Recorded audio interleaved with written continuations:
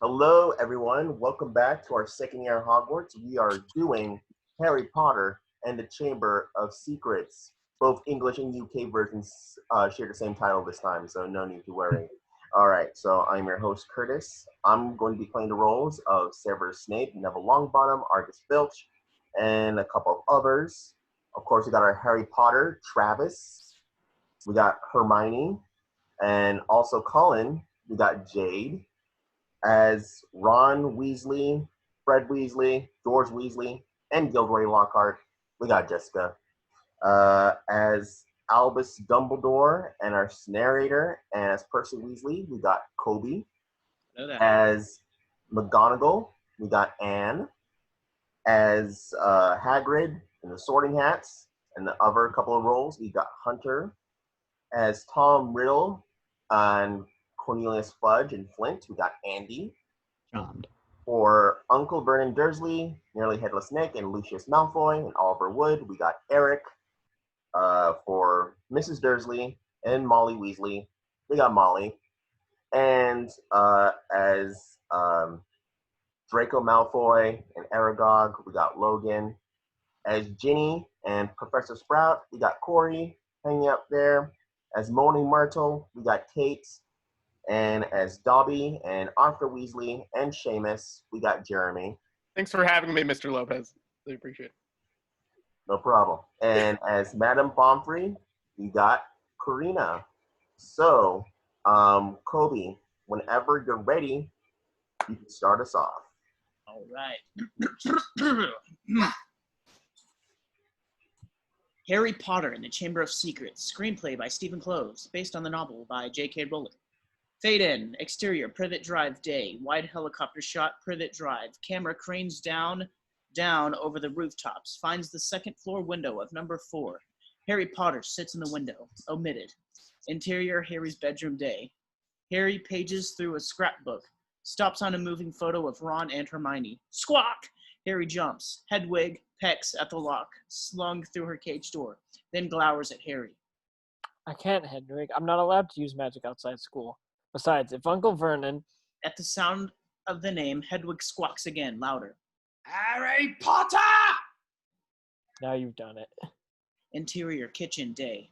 While Aunt Petunia puts the finishing touches to a pudding of whipped cream and sugared violets, Uncle Vernon struggles with Dudley's bow tie, all the while glowering at Harry. I warned you. If you can't control that bloody bird, it'll have to go. But she's bored. If I could just let her out for an hour or two. Oh, and have you sending secret messages to your freaky little friend? No, sir. The Chamber of Secrets. Continued. But I haven't gotten any messages from any of my friends. Not one. All summer.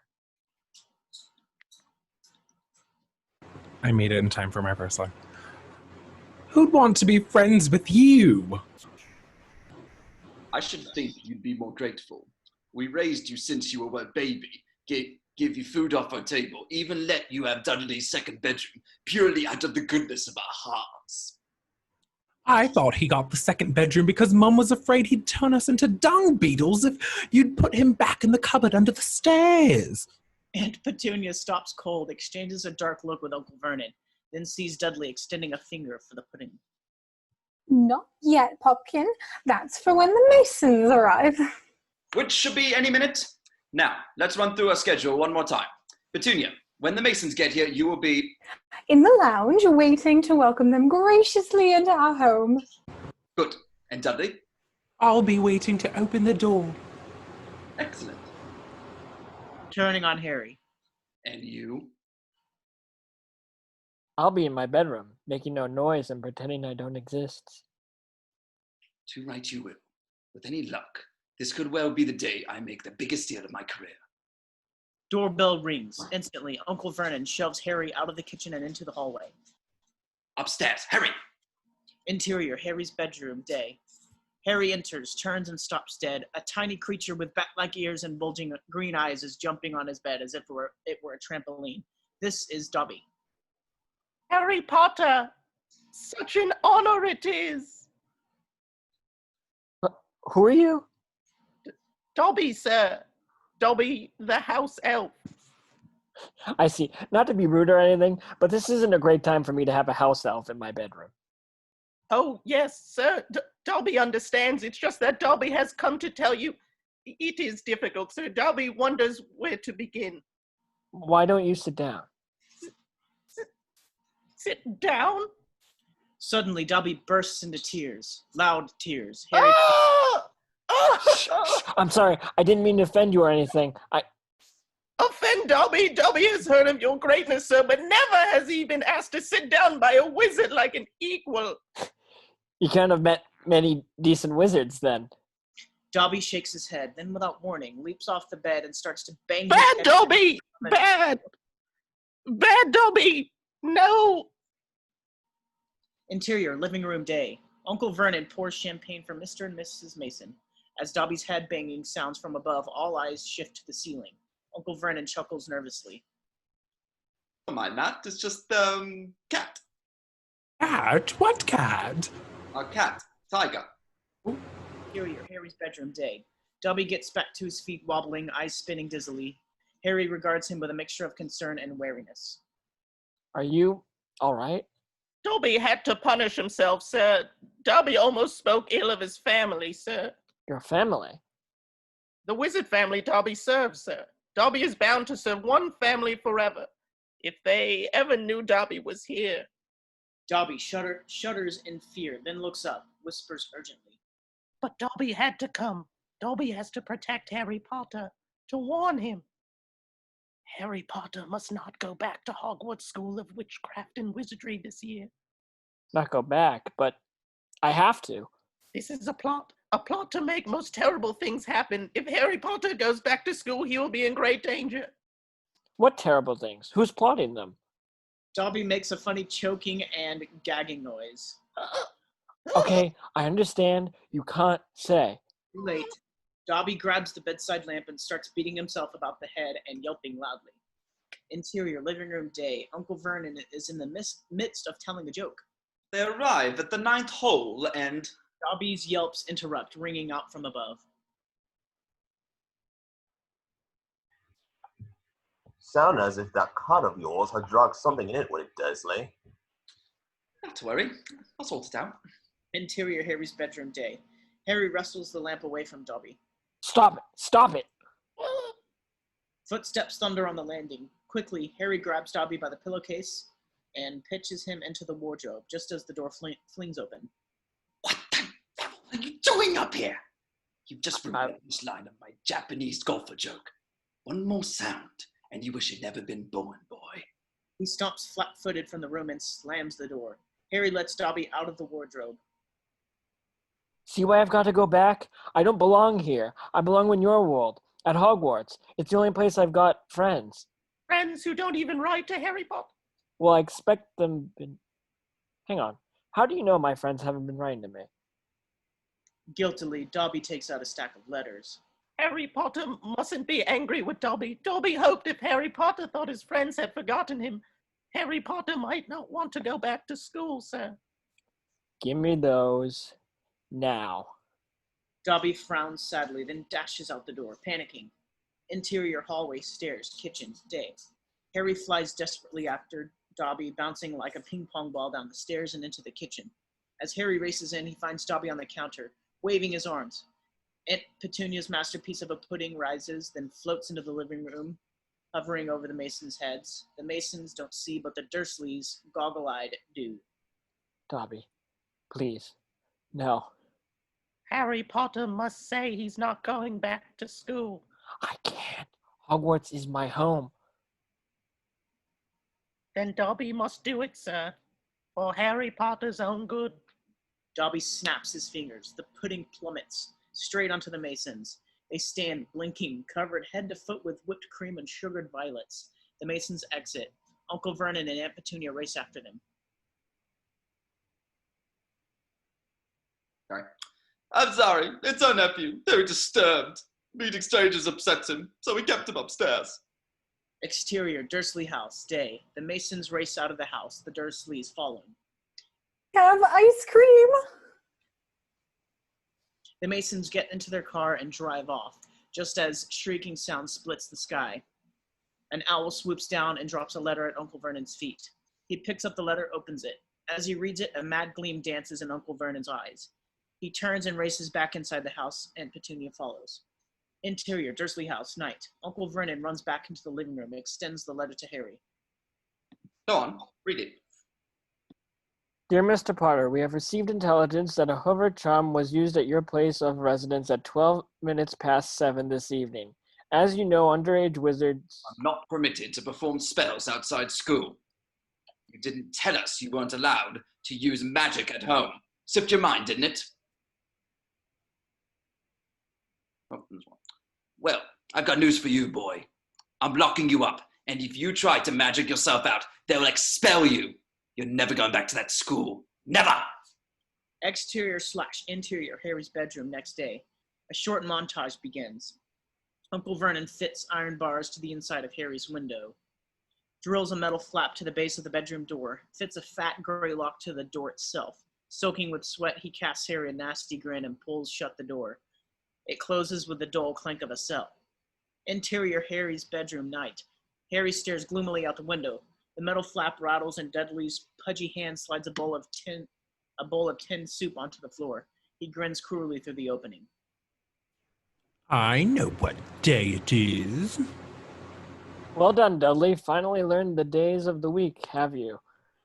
Today's your birthday, and nobody cares. Dudley snaps shut the flap. Harry sighs, takes the soup and a bit of stale bread and crosses to Hedwig. It's no good turning your break up. It's all we've got. Harry feeds a piece of bread to Hedwig as we dissolve too. Same scene later. Harry leans against the wall, asleep. There is a gentle tapping sound. Harry opens his eyes and is stunned to see Ron Weasley staring through the bedroom window. Ron. Hiya, Harry. Exterior, Dursley House, night. Old turquoise-colored Ford Anglia floats in midair. Ron leans out the back window. His brother Fred sits in the driver's seat. Fred's twin George is in the passenger seat. Fred, George, what are you doing here?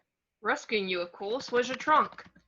Close up, Harry's trunk, stuffed with clothes, spell books. The trunk closes, snaps shut. Harry drags the trunk to the windowsill, watches Ron tie off a fierce knot on the bars of Harry's window. Stand back. Harry steps back. Ron turns, nods to Fred. Insert Fred's foot. Fred steps on the accelerator. Exterior, Dursley House, night. The Ford Anglia flies up into the air. The rope snaps tight and crunch. The bars are torn from the window. Bricks and bars rain down onto the lawn below, a mangled mess. Interior, Uncle Vernon's bedroom, night. Uncle Vernon wakes. Interior/exterior, Harry's bedroom, the car, moments later. Harry pushes the trunk over the sill into the Anglia's boot, then scrambles through the window himself when squawk! Hedwig. Harry clambers back, grabs Hedwig's cage, swings it onto the ledge when, bam, the bedroom door crashes open. Petunia, he's escaping! As Harry leaps for the windowsill, Uncle Vernon charges forward and snatches his ankle. Harry tumbles into the darkness, one hand gripping Hedwig's cage, the other reaching out and catching Ron's at the last possible second. Uncle Vernon puts both hands to Harry's ankle, pulls harder. Ron braces himself, pulls back. Harry hangs, stretched high over the lawn, directly above the mangled steel bars. Close up, Harry's hand begins to slip from Ron's fingers. Inside of cage, Hedwig pets feverishly at the lock. Close up, Ron, panicked. Hold on, Harry. Oh no, boy, you and that bloody pigeon aren't going anywhere. Close up, Harry's hand begins to slip away from Ron's. Inside of cage, Hedwig pecks harder and the cage opens.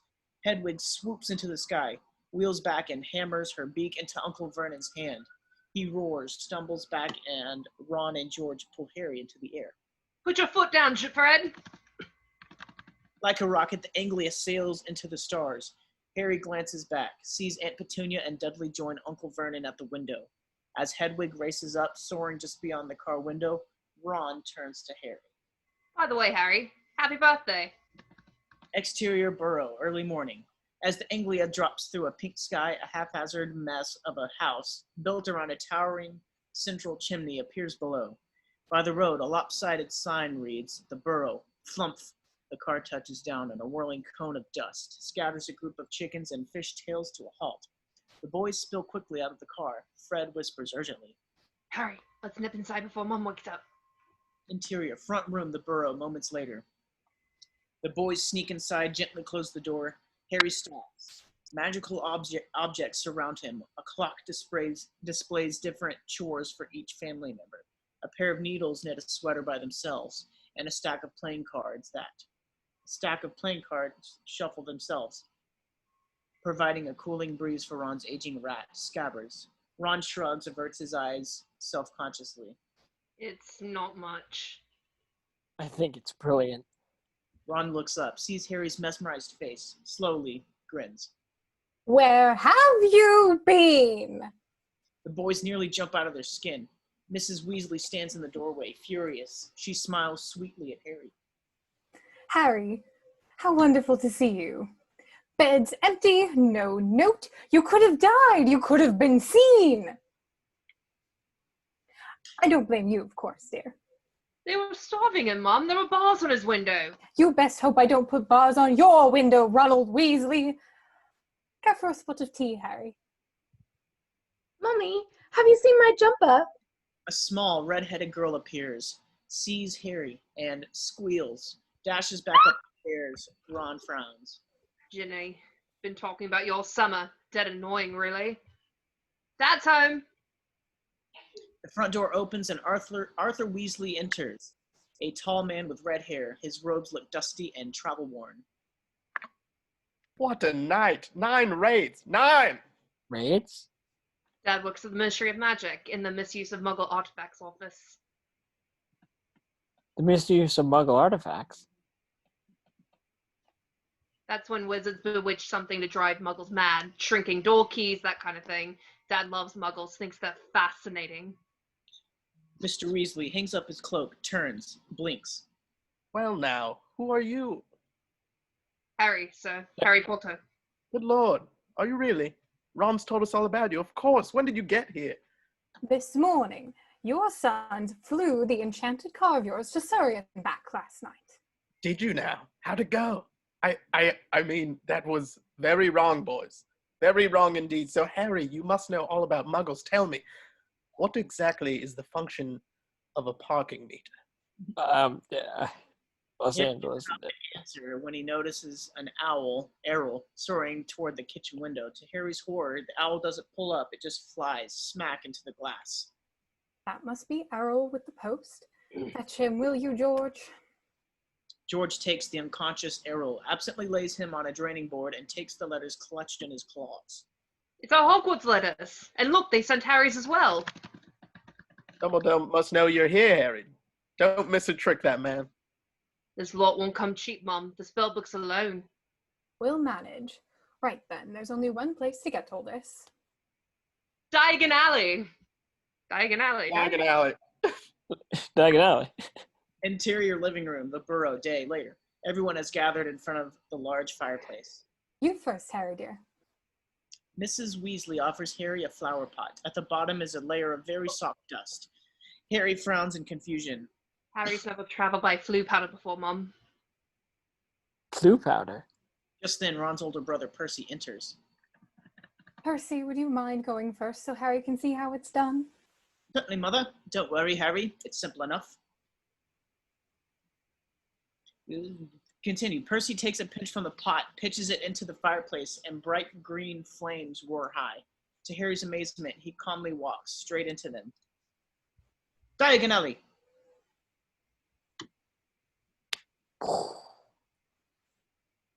Tentatively, Harry reaches into the pot.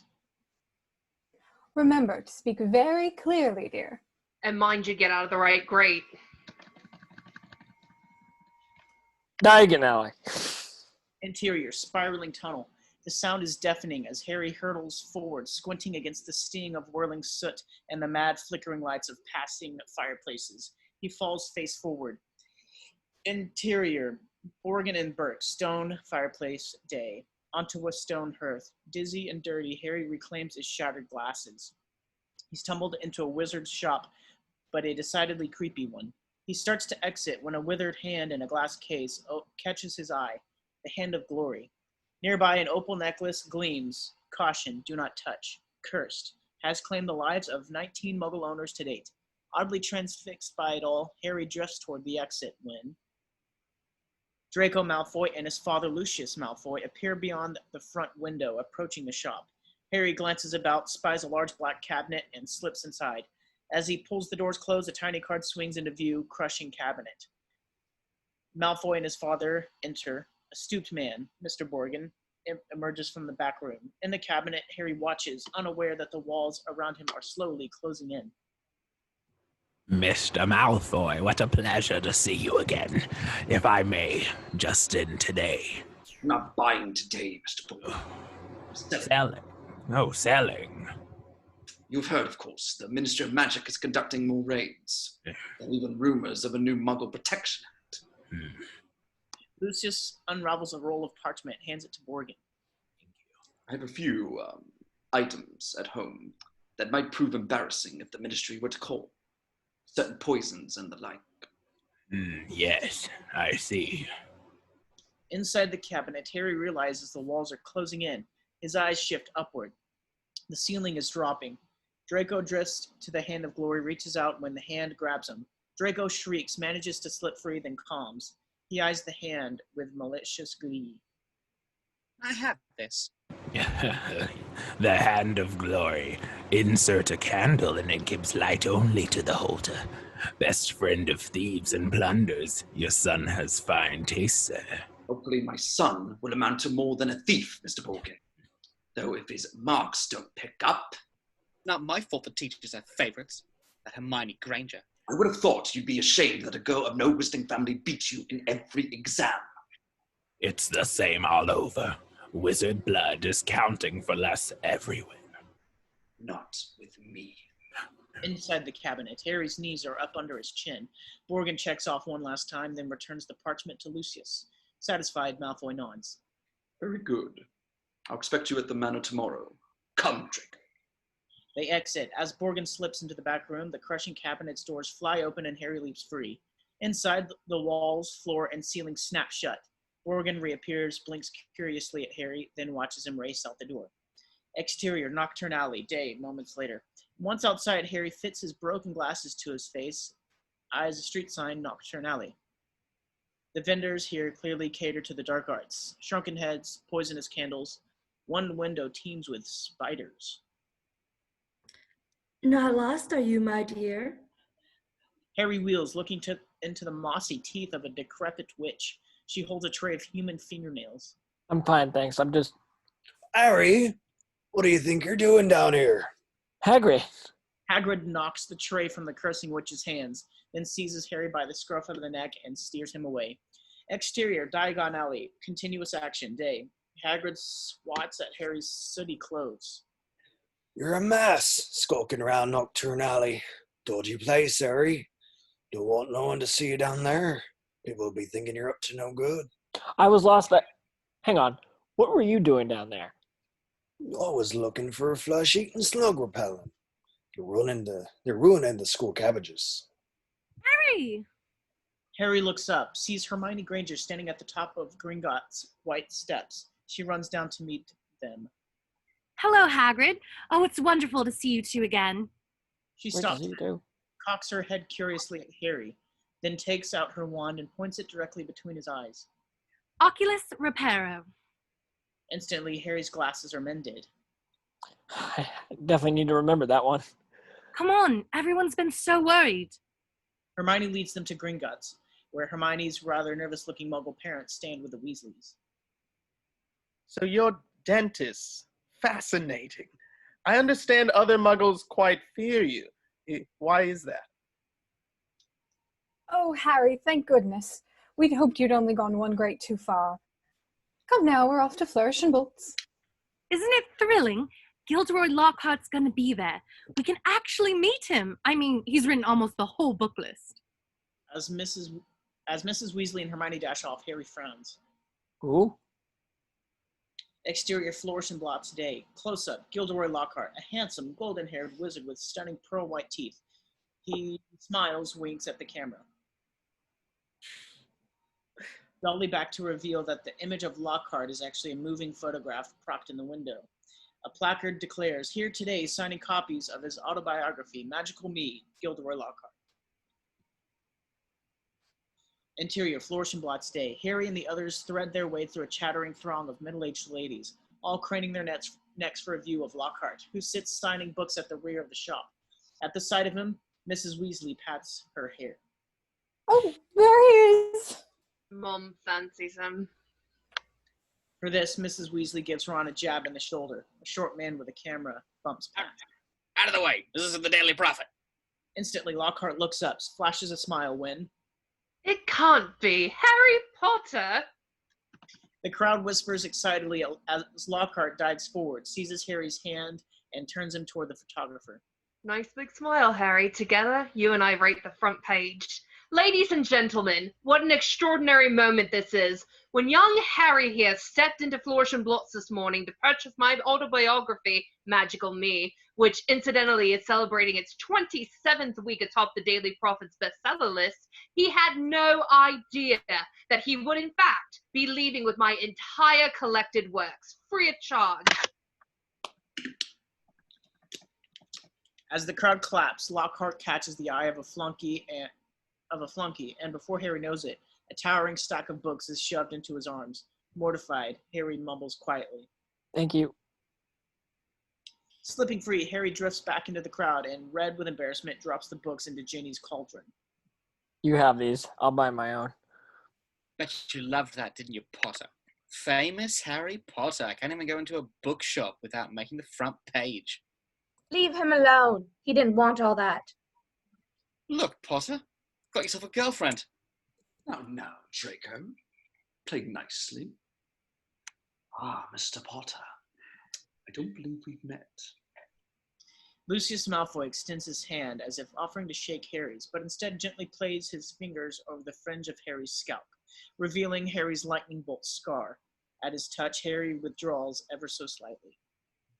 Forgive me, Mr. Potter, but your scar is legend, as of course the wizard who gave it to you.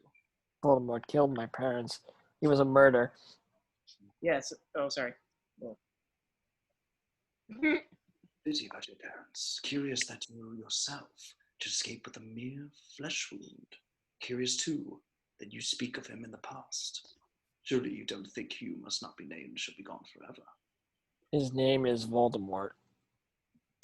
Those within earshot gasp as Harry utters the word. You must be very brave, Mr. Potter, to dare speak his name. Or foolish.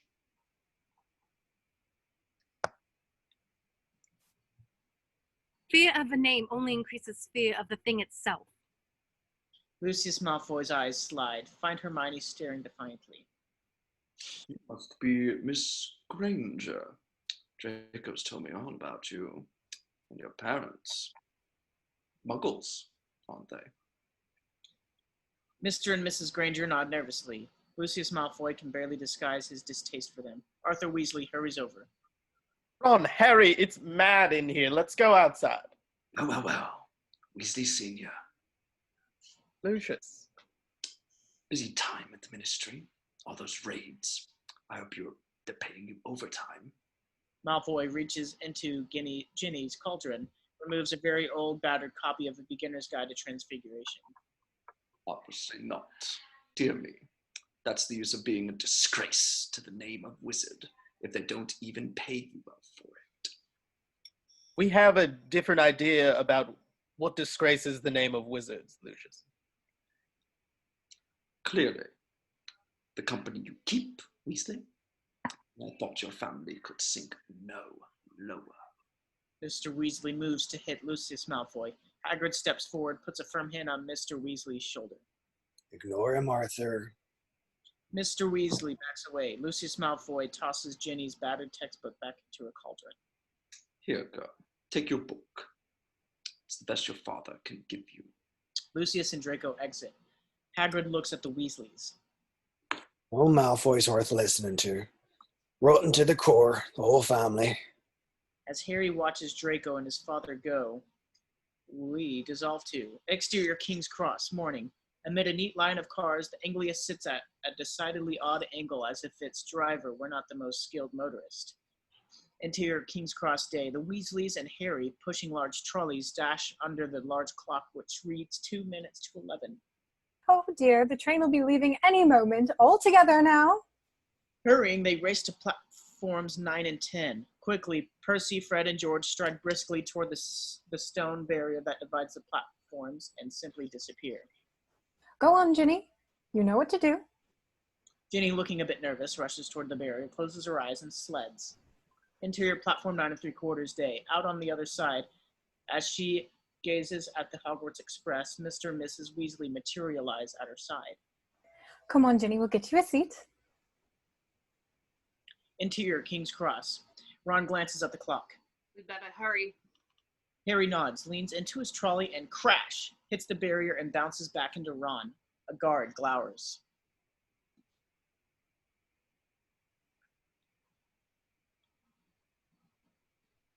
What in the blaze? What blaze do you think you're doing? Sorry, lost control of the trolley. Why can't we get through? I don't know. The gateway sealed itself for some reason. As Ron presses his ear to the barrier, the clock chimes. The train leaves at exactly 11 o'clock. We missed it. Can't hear a thing. Harry, if we can't get through, maybe Mom and Dad can't get back. Maybe we should go wait by the car. Car! Exterior parking lot, King's Cross, moments later. Pushing their trolleys madly before them, Harry and Ron dash to the car, load their belongings into the Anglia's boot.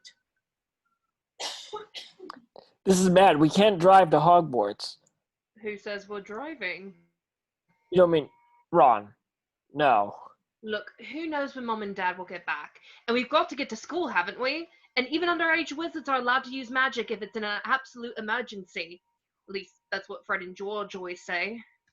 Something tells me we're going to regret this. Interior Anglia Day. Ron taps his wand on the dash and the Anglia burbles to life. No offense, Ron, but are you sure you know how to fly this? No problem. Ron shifts. With a great jolt, the car lifts from the ground. There. See? Now I reckon all we have to do is find the Hogwarts Express and follow it. Simple. Harry nods, not entirely convinced. He peers out the window. Down below, the two pedestrians stare in disbelief.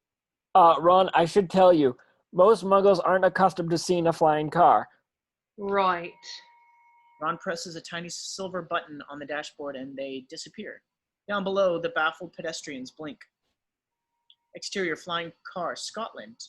Day. Camera starts in the clouds, passes through, finds Scotland's stunning green.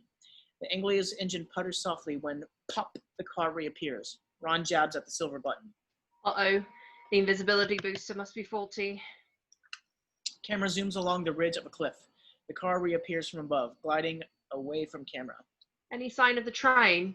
There, up ahead, look. Along a steep bridge, a single line of train tracks appear. Brilliant. Ron shifts, glides down until the Anglia is only a few feet above the tracks. The boys peer ahead, looking for the train. It must be around here someplace. Behind them, through the Anglia's rear window, the Hogwarts Express appears, closing fast. Harry and Ron perk up, smile. Do you hear that? Then, at precisely the same moment, Harry and Ron register the direction of the sound. They glance at each other, turn as one, and see the train growing huge in the rear window. Ron spins the wheel, puts his foot to the gas, and at the last possible second, whips the Anglia out of the train's path. The car waffles, topples upside down briefly before tilting onto its side as it jets under the bridge. Harry goes sliding down across his seat, into the door and out. Dangling upside down from the open door, he watches the Hogwarts Express zip past him, and in one window glimpses Neville and Seamus, mouths open in astonishment. Take my hand! Harry grips Ron's hand, eyes the train steaming far below. It's quite a drop. Harry's fingers begin to lose their grip. Hold on! I'm trying. Your hand's all sweaty. Straining, Ron yanks him inside, levels off the car. As Harry falls heavily into his seat, he buckles his safety belt. I think we found the train. Exterior, Hogwarts Castle, flying car, night. As Hogwarts Castle comes into view, the Anglia enters frame. Welcome home, Harry. Harry smiles at the sight of it when the Anglia groans. Just out of interest, Ron, have you ever landed a car before? Well, no, but until a few hours ago, I'd never taken off in one either. With that, the car lurches, the nose drops, and... Uh-oh. Harry, Ron, and Car go pitching through the night. As Ron rakes the gears, they hurtle madly toward the castle wall. It's not working! Up! Up! Ron shifts desperately. The Anglia lurches up, barely clears the castle wall. Harry and Ron exchange a look of relief when the car groans again, lurches downward. Mind that tree! Down below, a giant willow tree looms. Ron shifts. Nothing. Turn! Turn! Harry reaches over, and together he and Ron spin the wheel. It's useless. The car is heading straight for the tree. Desperately, Ron whips out his wand and whacks the dashboard. Stop! Stop! Stop!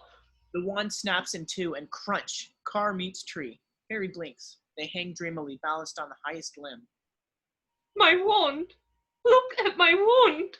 Be thankful it's not your neck. Thwump! Something heavy hits Harry's door, sends a shudder through the car. What's happening? Slowly, I don't know. Slowly, they look up and in disbelief watch one of the tree's branches pull back, curl into itself, and come lashing forward like a massive fist. Thwump!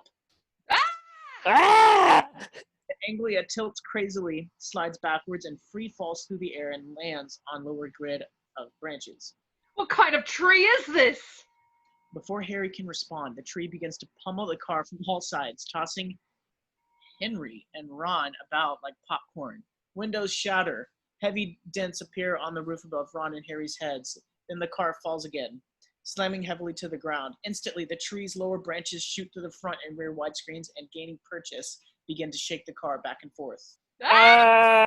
The tree pitches the car into the air as the Anglia slams down again, bobbing on its squealing shocks. The engine burbles back to life. Harry looks up, peering through the shattered windscreen. The willow's branches, as one, rear back, ready for one last punishing blow. Harry cries out. Reverse! Reverse! Ron shifts the car, shoots backwards, and the willow pummels the tread-marked ground they just vacated. Safely clear, the doors fly open, the seats tip sideways, and Ron and Harry are ejected. As they hit the ground, their trunks fly from the boot. Hedwig's cage rockets out the back window, and Hedwig herself flaps into the night. Taillights blazing angrily, the battered car speeds off, fishtailing into the dark forest. Dad's gonna kill me. They hear a tremendous groan, turn back, and see the whomping willow assume its natural form, waiting for its next victim. Exterior stone steps, entrance hall night. Filthy and bruised, Harry and Ron drag themselves up the steps. Behind them, we see the mountain of student trunks and caged pets already brought up from the train. A house elf shows up in my bedroom. We can't get through the barrier to platform 9 3/4. We almost get killed by a tree. Clearly someone doesn't want me here this year. Well, take a good look, lads. They stop. Argus Filch stands at the top of the landing, his cat, Mrs. Norris, twitching her tail at his feet. This night might well be the last you spend in this castle. Interior Snape's office moments later. Close up, the Evening Prophet enters frame. The headline reads, Flying Ford Anglia mystifies Muggles. Below the fold, a photo shows Harry and Lockhart at flourish and blots. Camera pulls back. Professor Severus Snape stands at his desk, newspaper in hand, as Harry and Ron stare with dread. Filch lurks in the doorway, eyeing them with pleasure.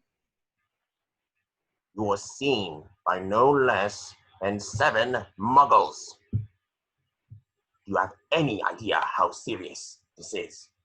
You have risked the exposure of our world, not to mention the damage you inflicted on a whomping willow that has been on these grounds for hundreds of years.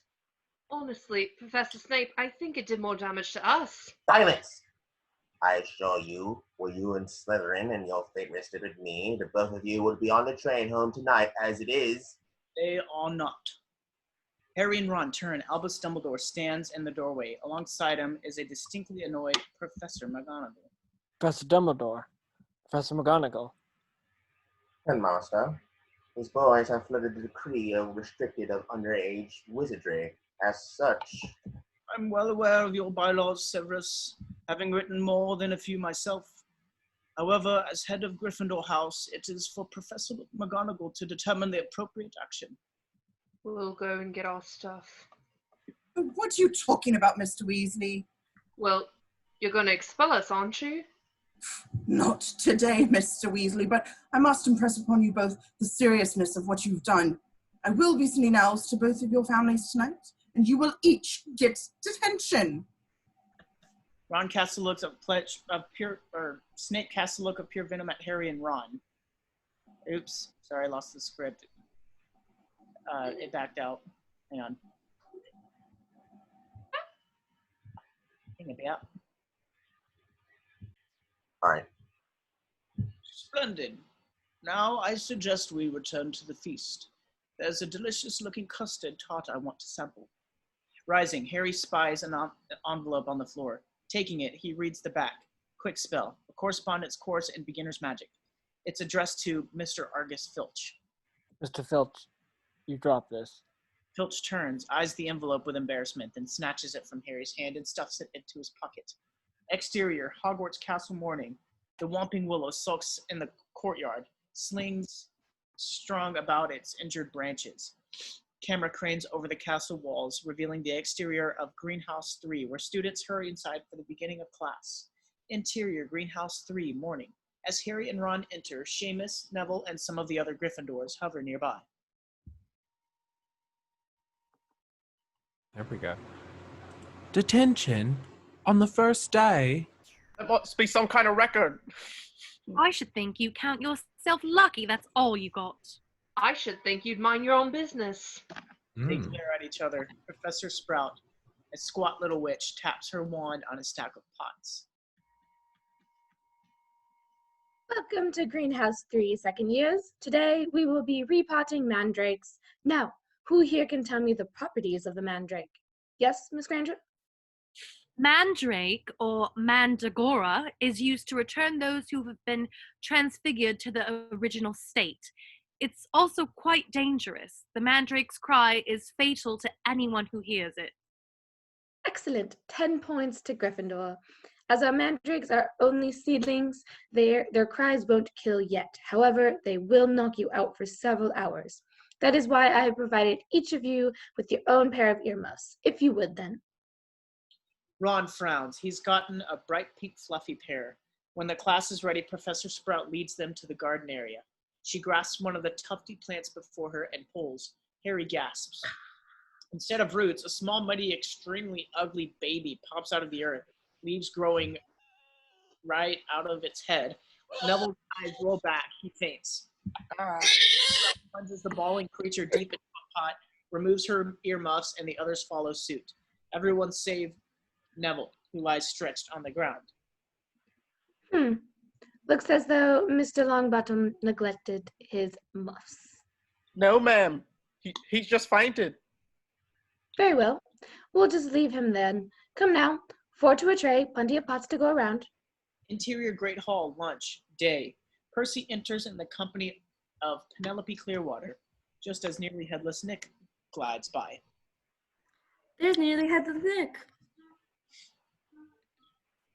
Hello, Sir Nicholas. Hello, Percy. Miss Clearwater. At the Gryffindor table, Hermione has her nose buried in Gilderoy Lockhart's Travels with Trolls. Ron runs gobs of spellotape over his broken wand, shakes his head grimly. Say it. I'm doomed. You're doomed. Flash! A light blinds Harry. He blinks, finds a small boy, Colin Creevey, standing before him with a camera. Hiya, Harry. I'm Colin Creevey. I'm in Gryffindor too. Hello, Colin. Nice to meet you. They're from my dad, the pictures. He's a milkman, you know, a muggle, like all your family's been until me. No one knew all the odd stuff I could do was magic till we got my letter from Hogwarts. Everyone just thought I was mental. Imagine that. Say, Harry, do you think your friend could take a photo of me and you standing together, you know, to prove I met you? Harry glances at Ron. He looks positively homicidal. Mercifully, just then, owls stream into the hall. Host is here. One after another, the birds swoop gracefully down, clutching letters from home. All except one, who plops beak first into Ron's soup. Errol. Bloody bird's a menace. Oh, no. Heads up, everyone! Weasley's got himself a howler! Go on, Ron. I ignored one from Gran once, and it was horrible.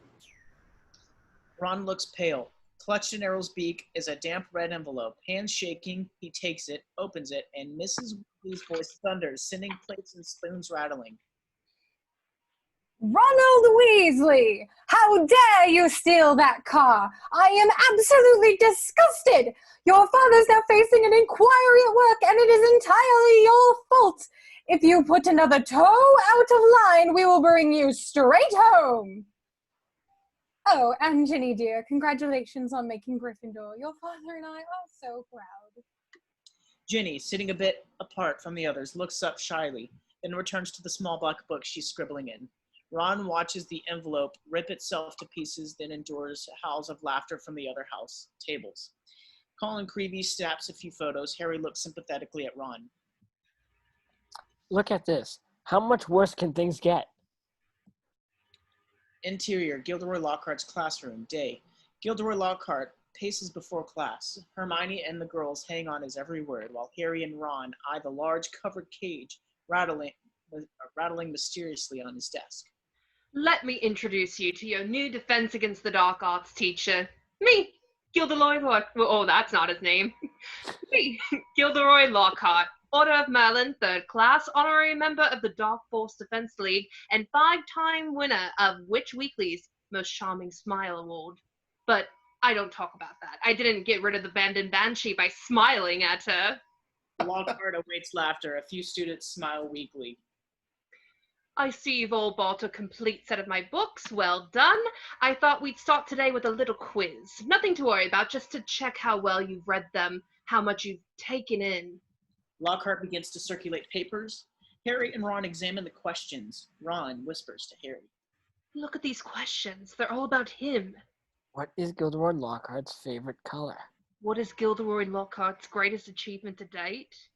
When is Gilderoy Lockhart's birthday, and what would his ideal gift be? You have 30 minutes. Start now. As quills begin to dart across pages, we resolve to same scene later. Lockhart rifles through the completed exams. Tut, hardly any of you remember my favorite color is lilac. But Miss Hermione Granger knew that my secret ambition is to rid the world of evil and market my own range of hair care potions. Good girl. Hermione beams. Lockhart's expression suddenly darkens. Now, be warned. It is my job to arm you against the foulest creatures known to wizard kind. You may find yourself facing your own worst fears in this room. Know only that no harm can befall you whilst I am here. With a showman's flair, Lockhart turns slowly to the cage. I must ask you not to scream. It might provoke them. A pale Neville draws back. Harry and Ron lean forward. Lockhart lets the tension build, then whips off the cover. Inside the cage are several electric blue creatures. 8 inches tall with pointed faces and wings, they rattle the bars and pull bizarre faces at the students. Cornish pixies! Freshly caught Cornish pixies! Unable to control himself, Seamus snorts with laughter. Laugh if you will, Mr. Finnegan, but pixies can be devilishly tricky little blighters. Now let's see how you make of them now. Lockhart flings open the cage. Instantly, the pixies rocket about, spraying the students with ink bottles, breaking beakers, and shredding books. 2 seize Neville by the ears, lift him into the air, and begin to circle the ceiling. Come on now, round them up, they're only pixies. Peskiski, Pesternomi. The spell has absolutely no effect. A particularly obnoxious pixie makes a face, seizes Lockhart's wand, and tosses it out the window. Lockhart joins the stampede to the door. I'll ask you 3 to just nip the rest of them back in their cage. Slamming the door, he's gone. Harry, Ron, and Hermione stand blinking. Ron swats a pixie gnawing his ear. What do we do now? Mobulus! The pixies freeze in midair. Neville falls, plops onto Lockhart's desk, shaken but unhurt. He looks at Hermione. Why is it always me? Interior, 7th floor, corridor, inner. Fresh from the pixies, Hermione, Ron, Harry, and Neville walk. Hair askew, robes shredded. Can you believe him? I'm sure Professor Lockhart just wanted to give us some hands-on experience. Hands-on. Hermione, he didn't have a clue what he was doing. Rubbish. Read his books. You'll see all the amazing things he's done. He says he's done. Exterior Hogwarts courtyard day. The Gryffindor Quidditch team, Harry, Fred, George, Alicia Spinnet, Katie Bell, and Angelina Johnson, Trail Oliver Wood through the courtyard toward the distant Quidditch pitch. Several students are outside, studying.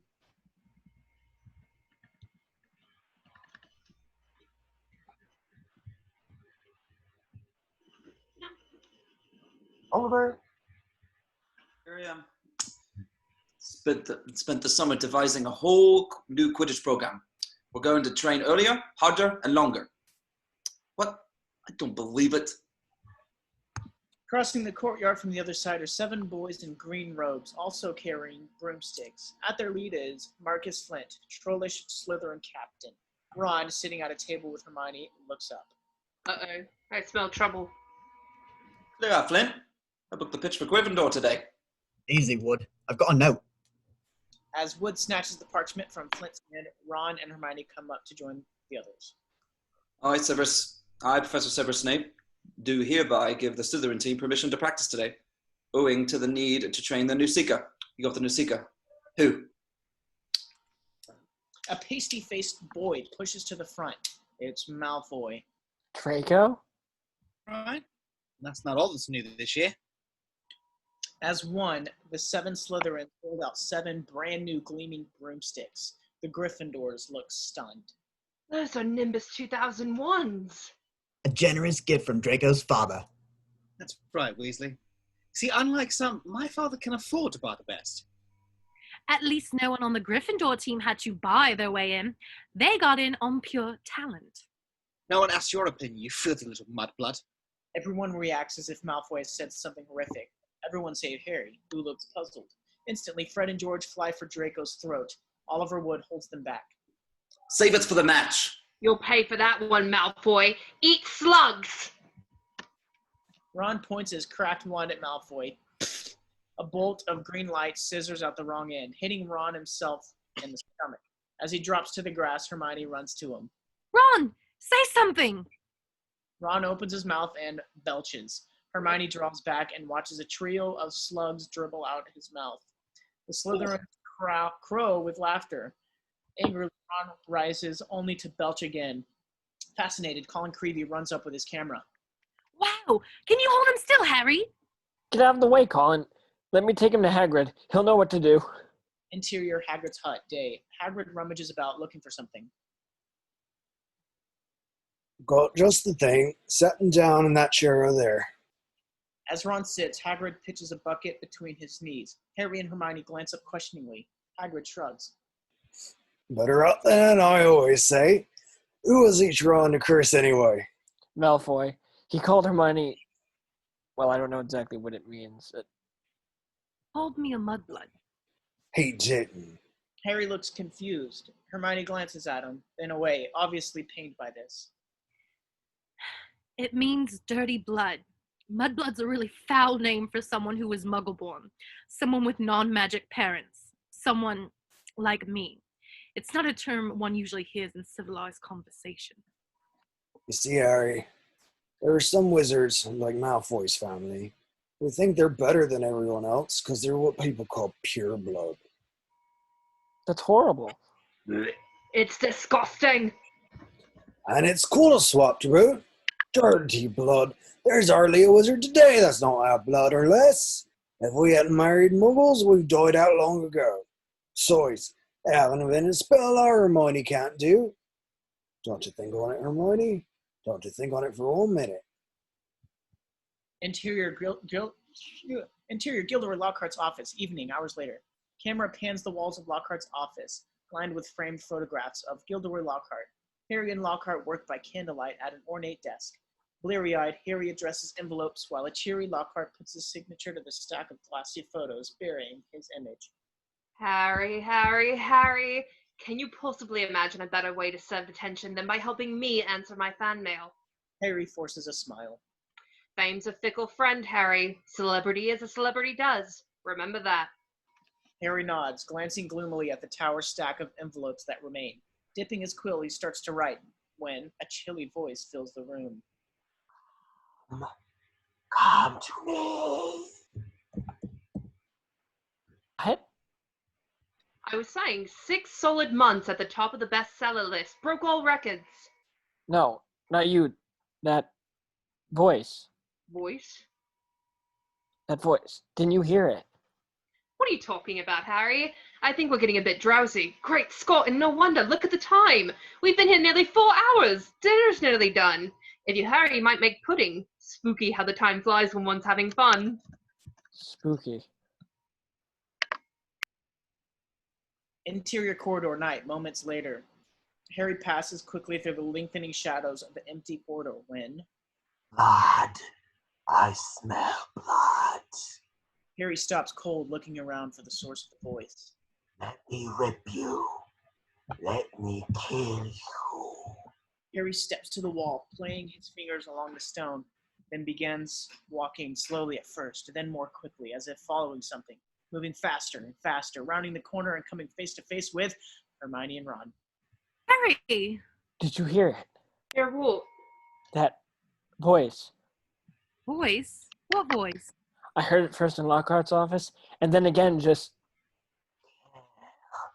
Time to kill. As Harry stiffens, Hermione and Ron study him curiously. It's moving. I think it's going to kill.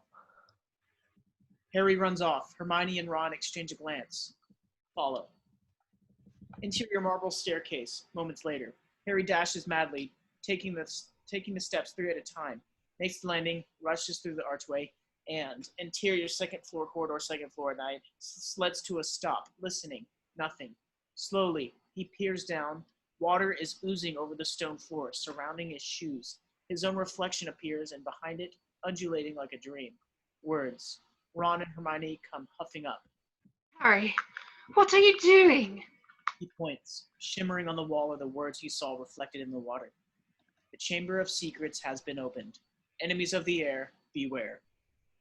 The Chamber of Secrets has been opened? What's that? Hanging underneath? Oh. That's Filch's cat, Mrs. Norris. The cat hangs stiffly by her tail from a torch bracket, eyes open and blank. Harry's eyes shift to the adjacent window. Near the topmost pane, spiders scuttle up a silvery thread, fight to get through a crack in the glass. Look at that. Have you ever seen spiders act like that? Ron? I don't like spiders. Suddenly, the stairwell is alive with voices, and seconds later, dozens of students stream forth, chattering. When they stop, seeing the wall and standing before it, Harry, Ron, and Hermione. A thudding silence falls. Then Draco pushes forward, eyes the wall, and grins nastily. Enemies of the air, beware. You'll be next, mudbloods. Draco's eyes find Hermione, just as Filch appears. What's going on here? Go on now, make way. Mrs. Norris? You've murdered my cat. No. I'll kill you. Argus. Dumbledore marches forward, trailed by a phalanx of teachers. Seeing the wall, Dumbledore's face darkens. Everyone will proceed to their dormitories immediately. Everyone except you 3. As the corridor empties, Dumbledore steps to the wall and, with extreme gentleness, removes Mrs. Norris. It was definitely a curse that killed her. Probably the transmogrification, that torture. Encountered it myself once in that place. That full story is my autobiography. She's not dead, Argus. She's been petrified. Precisely. So unlucky I wasn't there. I know the very counter curse that could have spared her. But how she's been petrified, I cannot say. Ask him. It's him that did it. You saw when he wrote on the wall. Besides, he knows I'm a squib. It's not true, sir, I swear. I never touched Mrs. Norris, and I don't even know what a squib is. Rubbish. He saw my quick spell letter. If I might, Headmaster. The others turn, watch Snape separate from the shadows.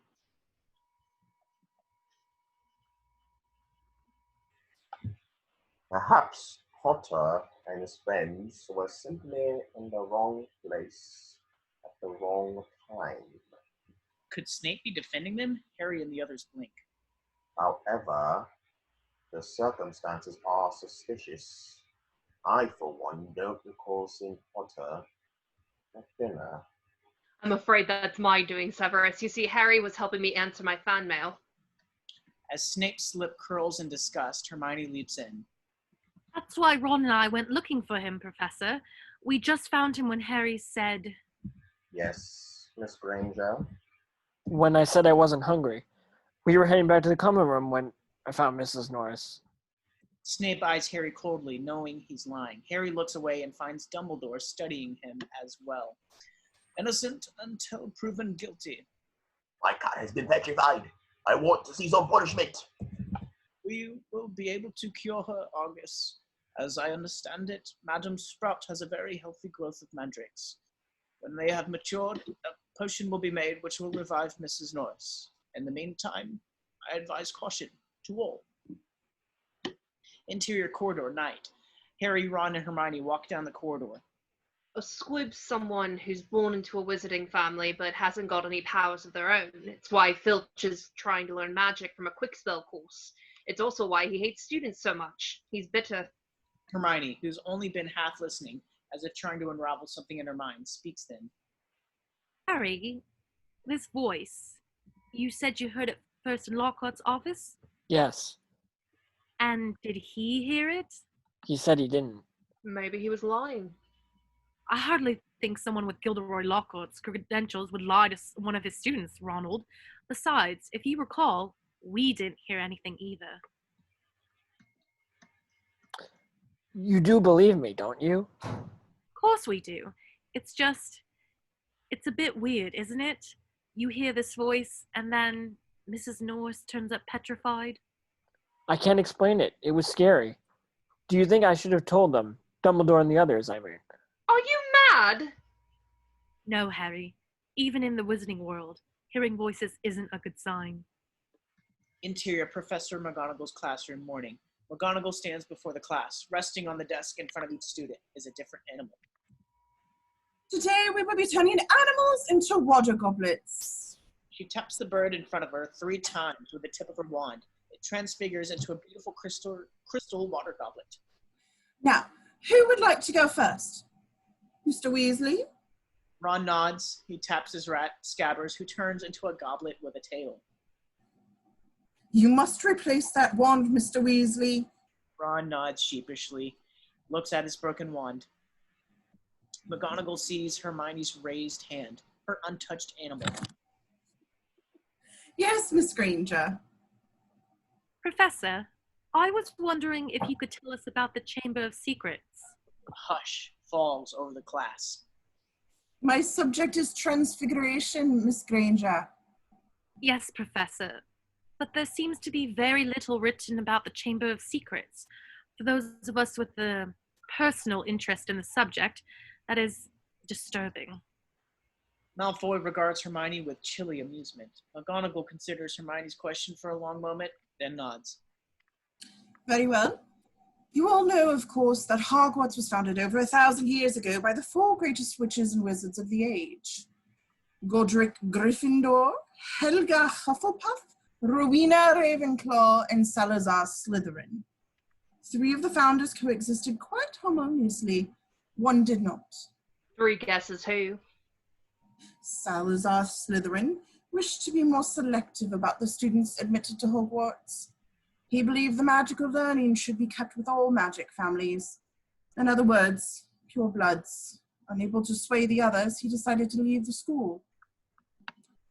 According to legend, Slytherin had built and hidden a chamber in this castle known as the Chamber of Secrets.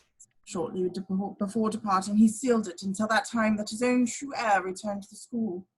The heir alone would be able to open the Chamber of Secrets and unleash the horror within, and by so doing, purge the school of all of those who, in Slytherin's view, were unworthy to study magic.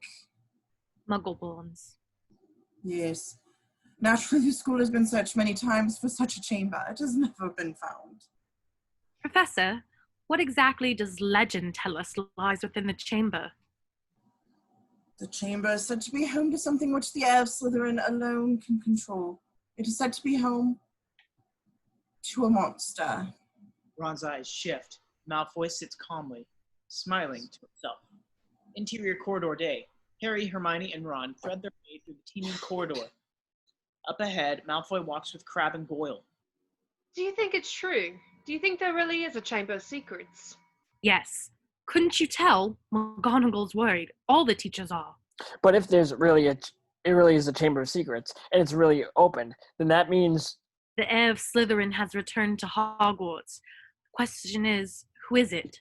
Let's think. Who do we know who thinks Muggleballs are scum? If you're talking about him... Of course, you heard him. You'll be next, Mudbloods. I heard him, but Malfoy? The heir of Slytherin? Maybe Ron's right, Hermione. I mean, look at his family. The whole lot of them have been in Slytherin for centuries. Crabbe and Goyle must know. Maybe we could trick them into telling. No, even they aren't that thick. But there might be another way. Mind you, it would be difficult, not to mention we'd be breaking about 50 school rules, and it would be dangerous. Very dangerous. When do we start? Interior, library, night. In a dark nook, Harry, Ron, and Hermione huddle round a book entitled Moste Potente Potions. The spotted pages are littered with disturbing illustrations. Here it is, the Polyjuice Potion. Properly brewed, the Polyjuice Potion allows the drinker to transform himself temporarily into the physical form of another.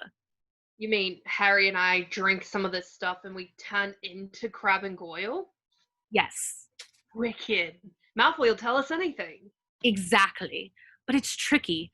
I've never seen a more complicated potion. Lacewing flies, leeches, fluxweed, and of course, we'll need a bit of whoever we want to change into. Hang on now. I'm drinking nothing with Crabbe's toenails in it. How long will it take to make? A month. A month?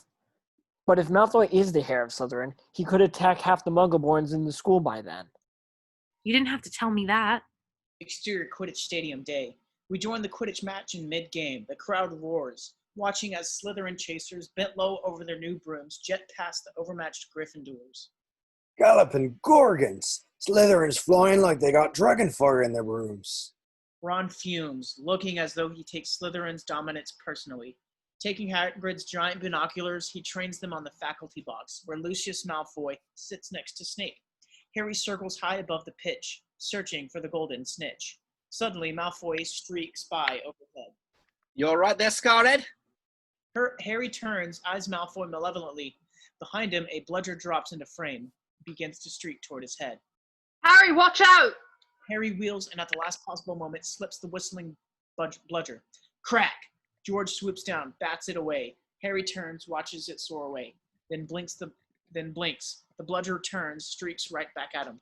Harry jets off. Blimey! Harry's got himself a rogue bludger. Rogue bludger? Look for yourself. It's been tampered with. Harry executes a series of zigs, zags, loops, and rolls, trying to shake the bludger, but the bludger is relentless. Ron instinctively draws his wand, begins to point it toward Harry and the bludger when Hermione's hand intercedes. She glances knowingly at his fractured wand. You're joking, right? Besides, even with the proper wand, it's too risky. You could hit Harry. As Harry frantically dips and dives, Malfoy cruises by. Training for the ballet, Potter? Harry glances at Malfoy's sneering face. Buzzing inches above Malfoy's left ear is the golden snitch. Harry charges. Malfoy gulps, swings clear, and watches Harry rocket past. As Harry chases the plummeting snitch, Malfoy follows in hot pursuit. They race downward, trailing the hissing snitch deep into the trench circling the pitch. Shoulder to shoulder, they race madly, driving and dodging the wooden support beams that crisscross their path. Directly behind them, the bludger follows, shattering the beams as it dogs Harry. Malfoy kicks Harry, forcing him to the edge of the trench. Harry brushes the wall, battling for control. Malfoy turns, snickers, then looks back, and finds himself heading smack into a wooden beam. Panicked, he tries to pull up. Too late. Broom meets beam, and Malfoy spirals out of the trench and thwomp, flat on his back in the middle of the pitch.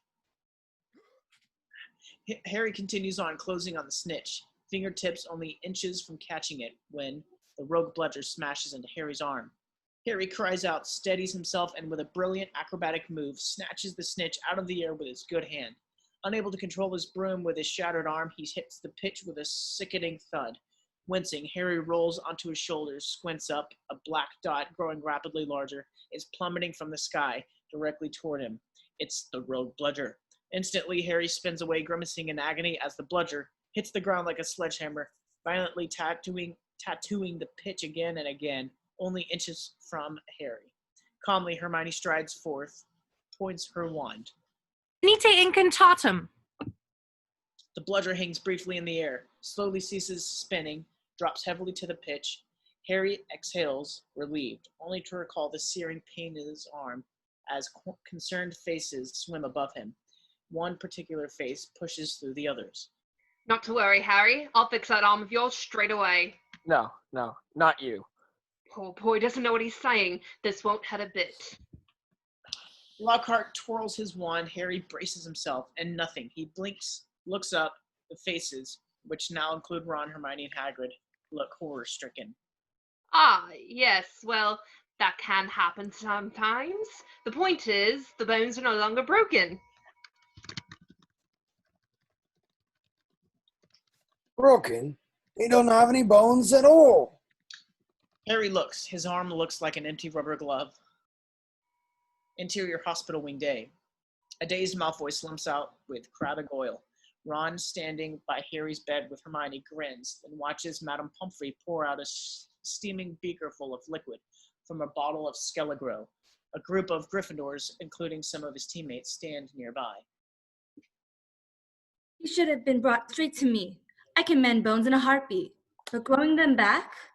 We'll be able to, won't you? I'll be able to, certainly, but it will be painful. You're in for a rough night, Potter. Regrowing bones is a nasty business. Harry takes the steaming cup and drinks, grimaces. Well, what did you expect? Pumpkin juice? Flash! Harry blinks, sees Colin Creevey standing there. That was brilliant today, Harry. Brilliant! Out! All of you, out! This boy's got 33 bones to regrow. Interior hospital wing, night. Harry fidgets in the darkness, half asleep. Then his eyelids flutter slowly open. Harry's moving point of view. From the shadows that cling to the ceiling to the lattice work of moonlight that burns softly on the walls around him. Back to scene. He senses something. A presence when 5 bandaged fingers enter frame, begin to sponge his brow. Harry bolts upright, finds Dobby? Harry Potter came back to school. Dobby warned him. Harry Potter should have listened to Dobby. Harry Potter should have gone back home when he missed the train. It was you. You stopped the barrier from letting Ron and me through. Indeed, yes, sir. Dobby hid and watched for Harry Potter and sealed the gateway. You nearly got Ron and me expelled. At least you would have been away from here. Harry Potter must go home. Dobby thought his bludger would be enough to make Harry Potter see. Your bludger? You made that bludger chase after me? Dobby feels most aggrieved, sir. Dobby had to iron his hands. You better clear off before my bones come back, Dobby, or I might strangle you. Dobby is used to death threats, sir. Dobby gets them 5 times a day. I don't suppose you could tell me why you're trying to kill me. Not to kill you, sir. Never kill you. Dobby remembers how it was before Harry Potter triumphed over he who must not be named. We house elves were treated like vermin, sir. Of course Dobby is still treated like vermin. Dobby his nose on the piece he wears. Why do you wear that thing, Dobby? This, tis mark of the house elves' enslavement. Dobby can only be freed if his master presents him with clothes. The family is careful not to pass Dobby so much as a sock, sir, or then he would be free to leave the house forever. Dobby's ears quiver, detecting footsteps. He whispers. Terrible things are about to happen at Hogwarts. Harry Potter must not stay here now that history is to repeat itself. Repeat itself? You mean this has happened before? Dobby seizes the Skelegro, beats himself about the head. Tell me, Dobby, when did this happen before? Who's doing it now? Dobby cannot say, sir. Dobby only wants Harry Potter to be safe. No, Dobby, tell me, who is it? Crack! Dobby is gone. Shadows flicker beyond the curtain encircling Harry's bed. Harry slumps down, peers through a slit in the curtains. Dumbledore, in a nightcap, and McGonagall, in a tartan robe, heave a small statue onto an empty bed. Seconds later, Madame Pomfrey bustles in. What's happened? There's been another attack.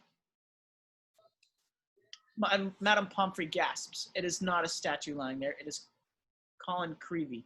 Camera still clutched to his eye. Perhaps he managed to get a picture of the attacker. Dumbledore opens the camera. A jet of steam hisses forth. What does this mean, Albus? It means our students are in great danger, Minerva. Mr. Creevey was fortunate. If not for this, he would surely be dead. What should I tell the staff, Albus? Tell them the truth. Tell them Hogwarts is no longer safe. Tell them it's as we feared. The Chamber of Secrets is indeed open again. Exterior, girls' bathroom. We pan slowly from the defiled wall to the bathroom floor. Interior, girls' bathroom day. A gloomy place. Cracked mirrors, chipped sinks, guttering candles.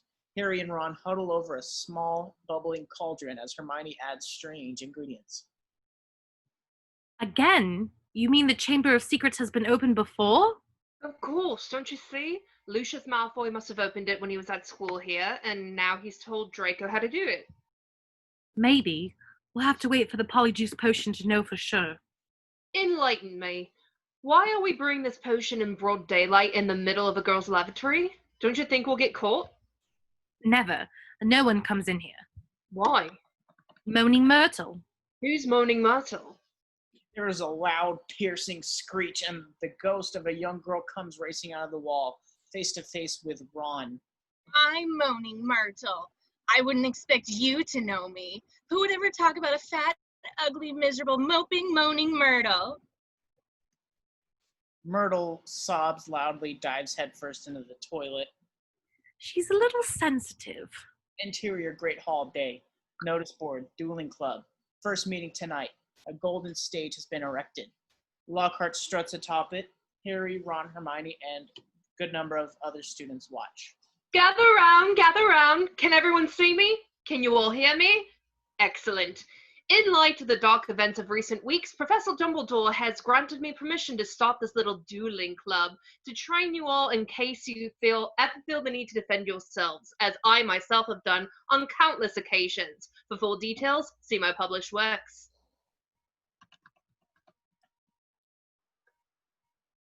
The boy next to Harry, Justin Finch Fletchley, turns to him. That Lockhart's something, isn't he? Awfully brave chap. Justin Finch Fletchley Hufflepuff. Nice to meet you. I know who you are. We all do, even us Muggleborns. Justin grins agreeably, looks back to the stage where Professor Snape has joined Lockhart. Let me introduce my assistant, Professor Snape. He has sportingly agreed to help me with a short demonstration. Now, I don't want any of you youngsters to worry. You'll still have your potions master when I'm through with him, never fear. What's the fun in that? Lockhart and Snape face each other and bow. They turn, walk 10 paces, then spin, wands poised like swords. As you can see, we are holding our wands in the accepted combative position. On the count of 3, we will cast our first spells. Neither of us will be aiming to kill, of course. wouldn't bet on that. 1, 2, 3. Eliamus. A dazzling flash of scarlet light bursts forth and blasts Lockhart off his feet and into the wall behind. Do you think he's all right? Who cares? Well, there you have it. That was a disarming charm. As you see, I've lost my wand. Ah, thank you, Miss Granger. Yes, an excellent idea to show them that, Professor Snape, but if you don't mind me saying so, it was very obvious what you were about to do. If I had wanted to stop you, it would have been only too easy. Perhaps it would be prudent to first teach the students to block unfriendly spells, Professor. An excellent suggestion, Professor Snape. Let's have a volunteer pair. Potter, Weasley, how about you? Weasley's one causes devastation with the simplest spells. We'll be sending Potter to the hospital wing in a matchbox. Might I suggest someone from my own house? Malfoy, perhaps? Malfoy and Harry eye each other malevolently as they take their places on stage. Grudgingly, they bow to each other. Scared, Potter? You wish. They turn, walk 10 paces, then whirl, wands poised. Wands at the ready. When I count to 3, cast your charms to disarm your opponent. Only to disarm. We don't want any accidents. 1, 2. Malfoy fires early, knocking Harry off his feet with a blast of white light. He jumps up, points his wand. Ricto Zempra! A jet of silver light hits Malfoy dead in the temple, doubles up, wheezing. I said disarm only! Serpent Sortia! To Harry's horror, the tip of Malfoy's wand explodes and a long black snake slithers forth. Snape smiles with amusement.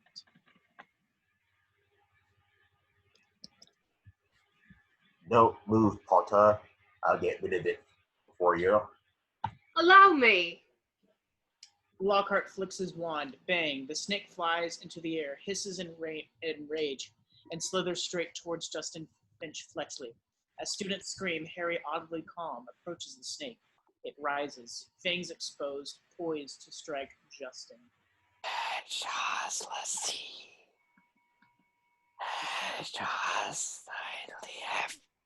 The snake looks into his eyes and turns for Justin.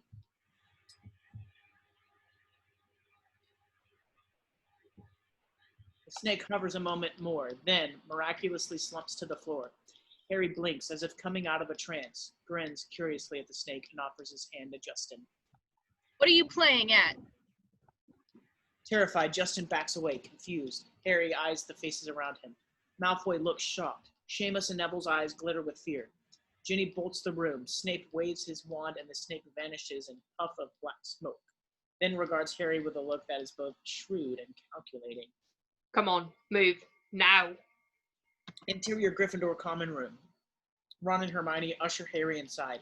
Harry glances up, sees Ginny Weasley staring down at him from the top of the stairs. As their eyes meet, she turns for the girls' dormitory. You're a Parselmouth. Why didn't you tell us? I'm a what? You can talk to snakes. I know, I accidentally set a python on my cousin Dudley at the zoo once. But so what? I bet loads of people here can do it. No, they can't. It's not a very common gift, Harry. This is bad. What's bad? If I hadn't told that snake not to attack Justin. Oh, that's what you said to it. You were there. You heard me. I heard you speaking parcel tongue, snake language. I spoke a different language? But I didn't realize, how can I speak a language without knowing I can? I don't know, Harry, but it sounded like you were egging the snake on or something. It was creepy. As Gryffindors stream into the room, they eye Harry warily. Even Seamus, Neville, and Dean Thomas walk by without a word. Harry, listen to me. There's a reason the symbol of Slytherin House is a serpent. Salazar Slytherin was a Parselmouth. He could talk to snakes too. Exactly. And now the whole school's gonna think you're his great-great-great-grandson or something. But I'm not. I can't be. He lived 1,000 years ago. For all we know, you could be. You right? Yes. I'm ready. Exterior, Hogwarts landscape, day.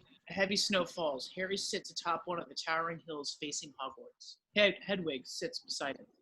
Who am I, Hedwig? What am I? Interior library, night. The trio study. Harry, burdened by dark thoughts, looks up at Ron, smiles at Harry, then, seconds later, Hermione does the same. Something forced about it all. Unable to bear it, Harry gathers his books, gets up from the table. As Harry walks, students glance up, meet his gaze, then look away. Even Madame Pince eyes him from her desk. Ginny Weasley, tired and pale, scribbles furiously in a small black book. Harry exits, walks into the hallway and pauses. From inside her room, the voices of a group of Hufflepuffs can be heard. So anyway, I told Justin to hide in our dormitory.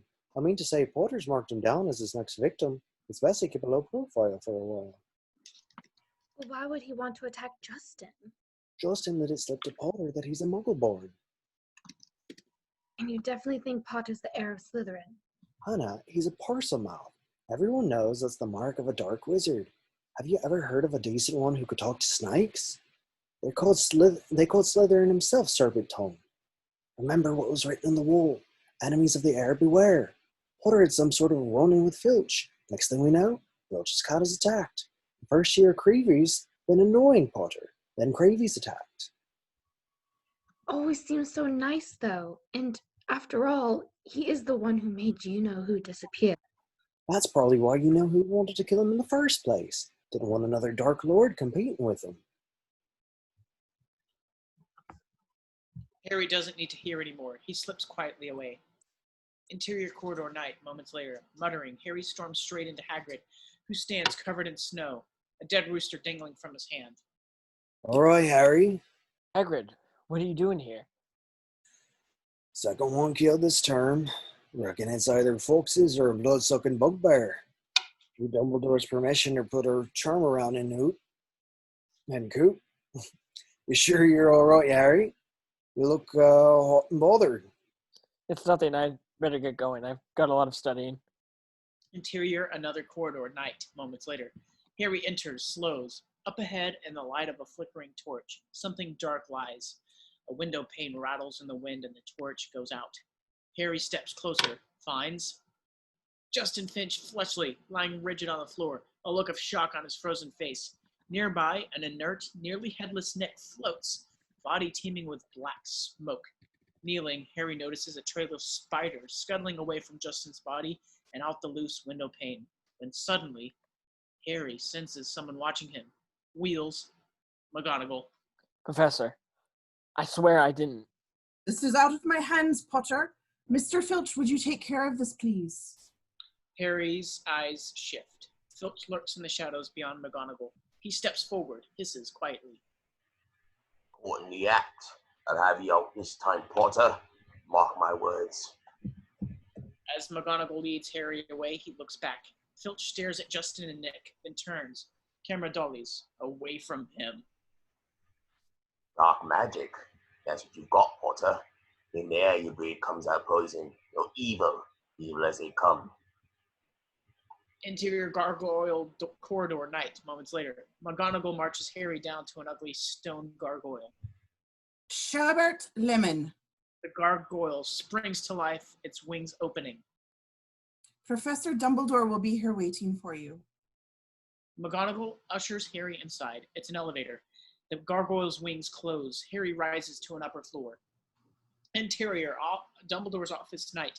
Harry steps out of the gargoyle's embrace and enters a large circular room. Strange silver instruments whir quietly. On a nearby shelf, the sorting hat sits. Harry posts a wary eye at the past headmasters snoozing in the portraits around him. In the last portrait, the headmaster is awake, reading a book. He is Professor Dippet. Harry approaches the sorting hat, glances around, and places it atop his head.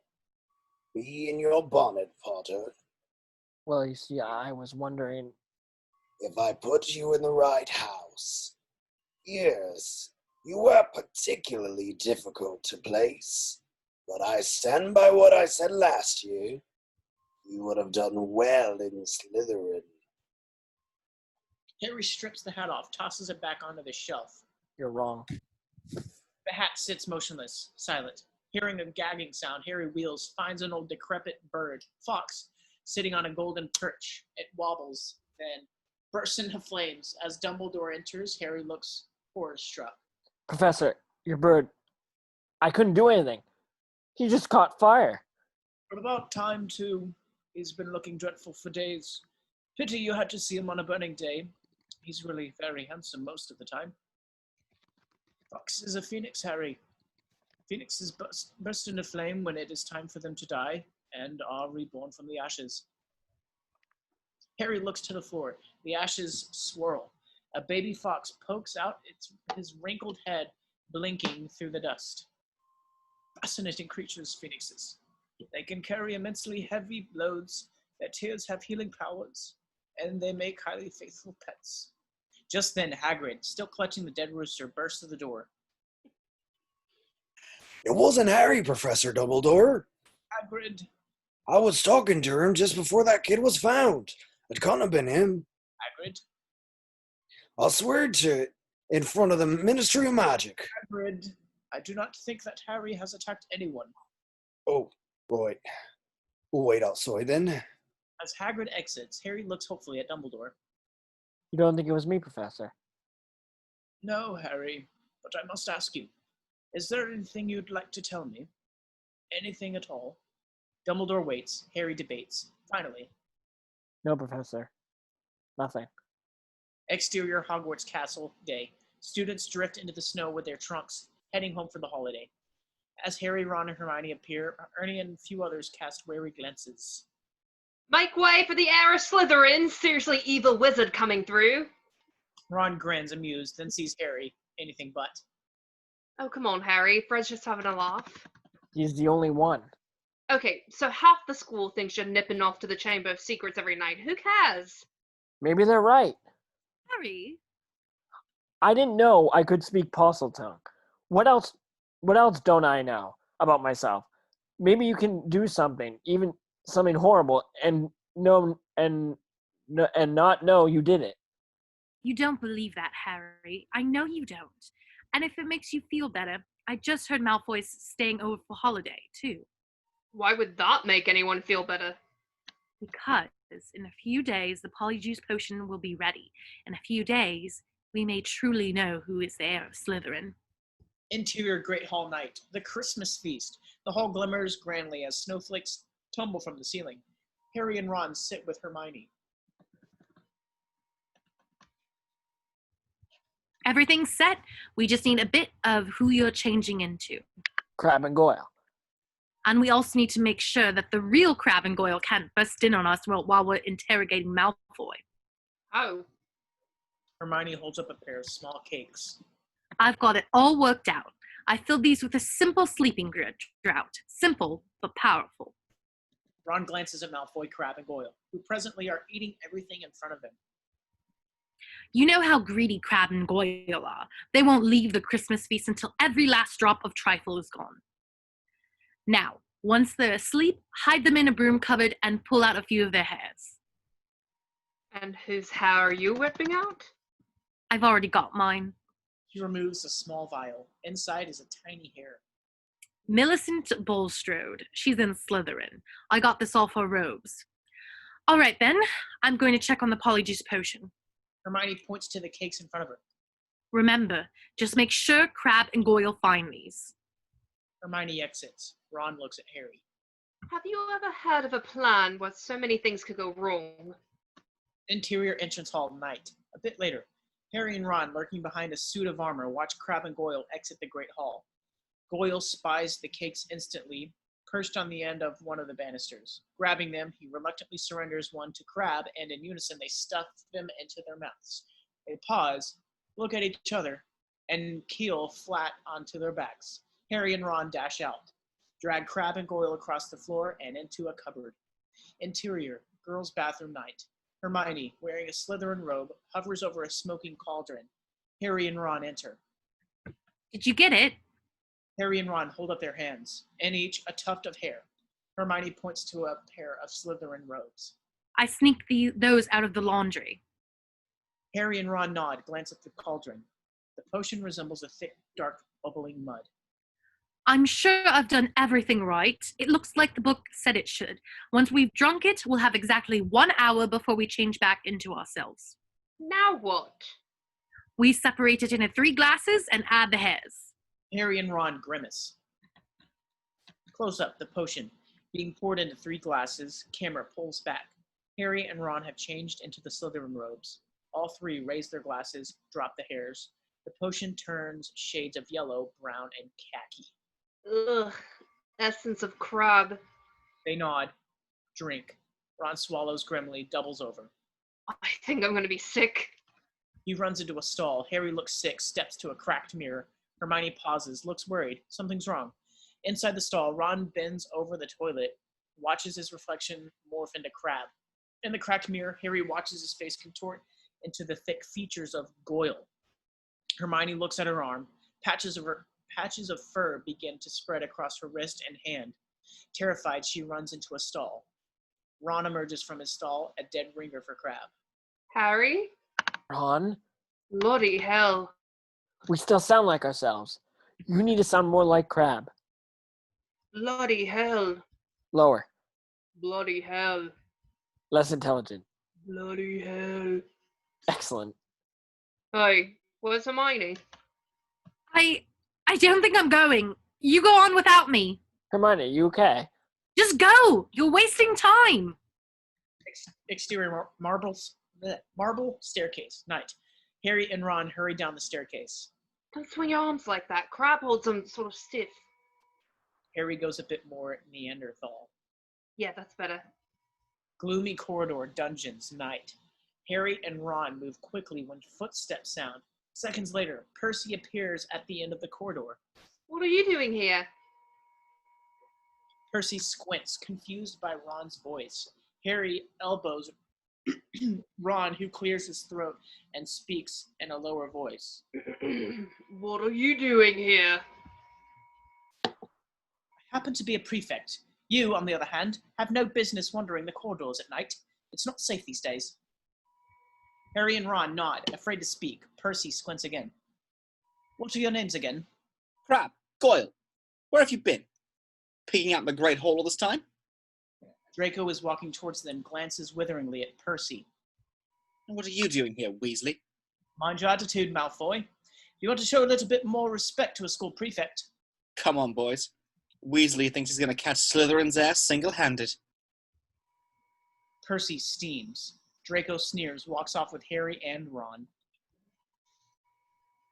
Interior Slytherin common room, night. Harry and Ron trail Draco inside, glance around warily. Listen to this. Draco grabs the Daily Prophet, reads the front page. Arthur Weasley, head of the Misuse of Muggle Artifacts Office, was today fined 50 galleons for bewitching a Muggle car. Weasley has been brought to the ministry into disrepute, said Lucius Malfoy, governor of Hogwarts. He is clearly unfit to draw up our laws, and his ridiculous Muggle Protection Act should be scrapped immediately. Grinning, Malfoy glances over the paper at Harry and Ron. Arthur Weasley loves Muggles so much he should snap his wand in half and go join them. You'd never know the Weasleys were purebloods the way they behave. An embarrassment to the wizarding world, all of them. Ron growls. Harry elbows him. Draco looks surprised. What's up with you, Crab? Stomachache. We'll go to the hospital. Give all those mudbloods a kick in the ass for me. You know, I'm surprised the Daily Prophet hasn't reported all these attacks yet. Suppose Dumbledore's trying to hush it all up.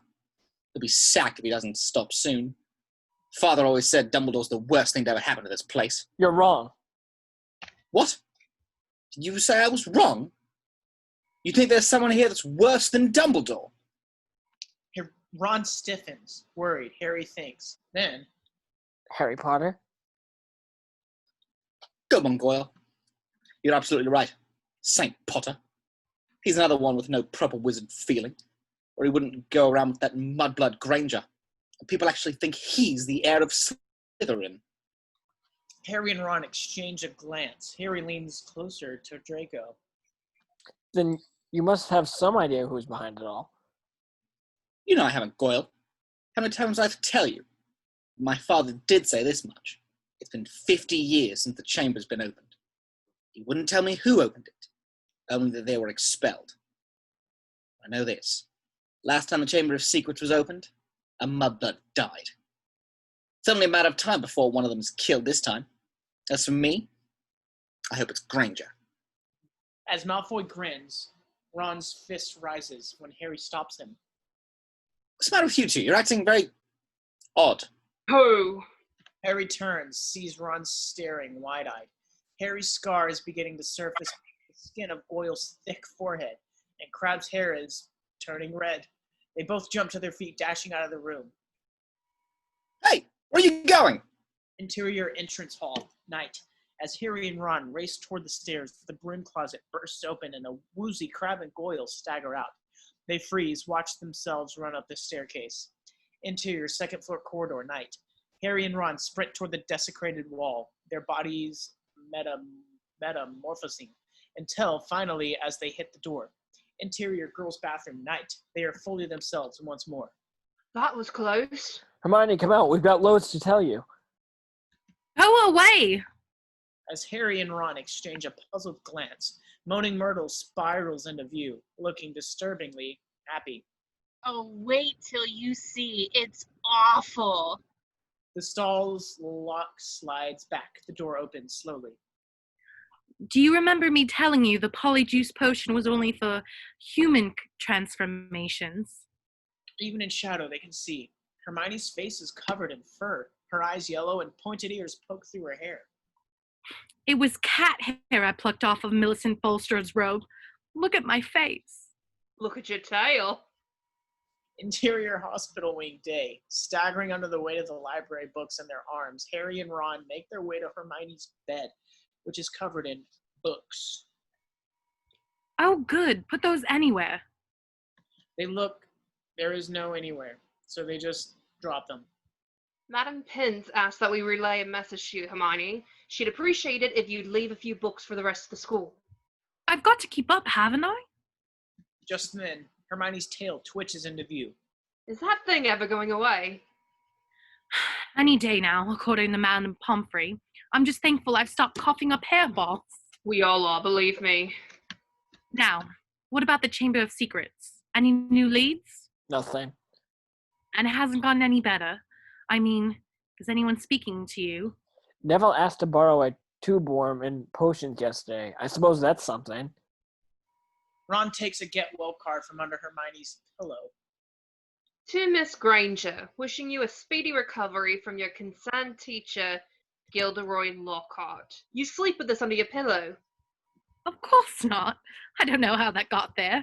Now go. I still have 600 pages to read in Transformation Through the Ages. Exterior, second floor corridor, night. Harry and Ron mount the stairs, emerge. I know Hermione's mental, but can you believe she falls for that smarmy nonsense of Lockhart's?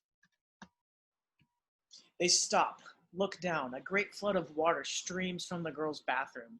From within, Myrtle can be heard moaning. Looks like Myrtle's flooded the bathroom. As Harry washes off toward the bathroom, Ron steps lightly. Yuck. Interior girls' bathroom, night.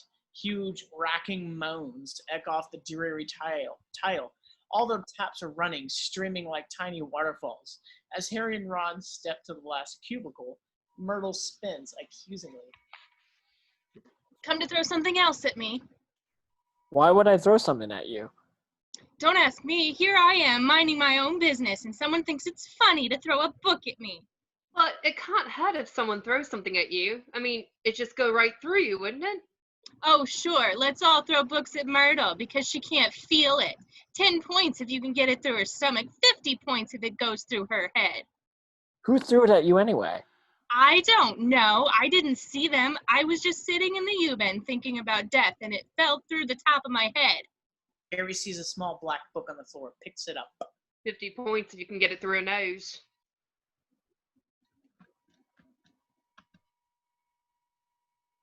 Harry and Ron dash out. Interior corridor, night. Harry examines the book as he and Ron walk.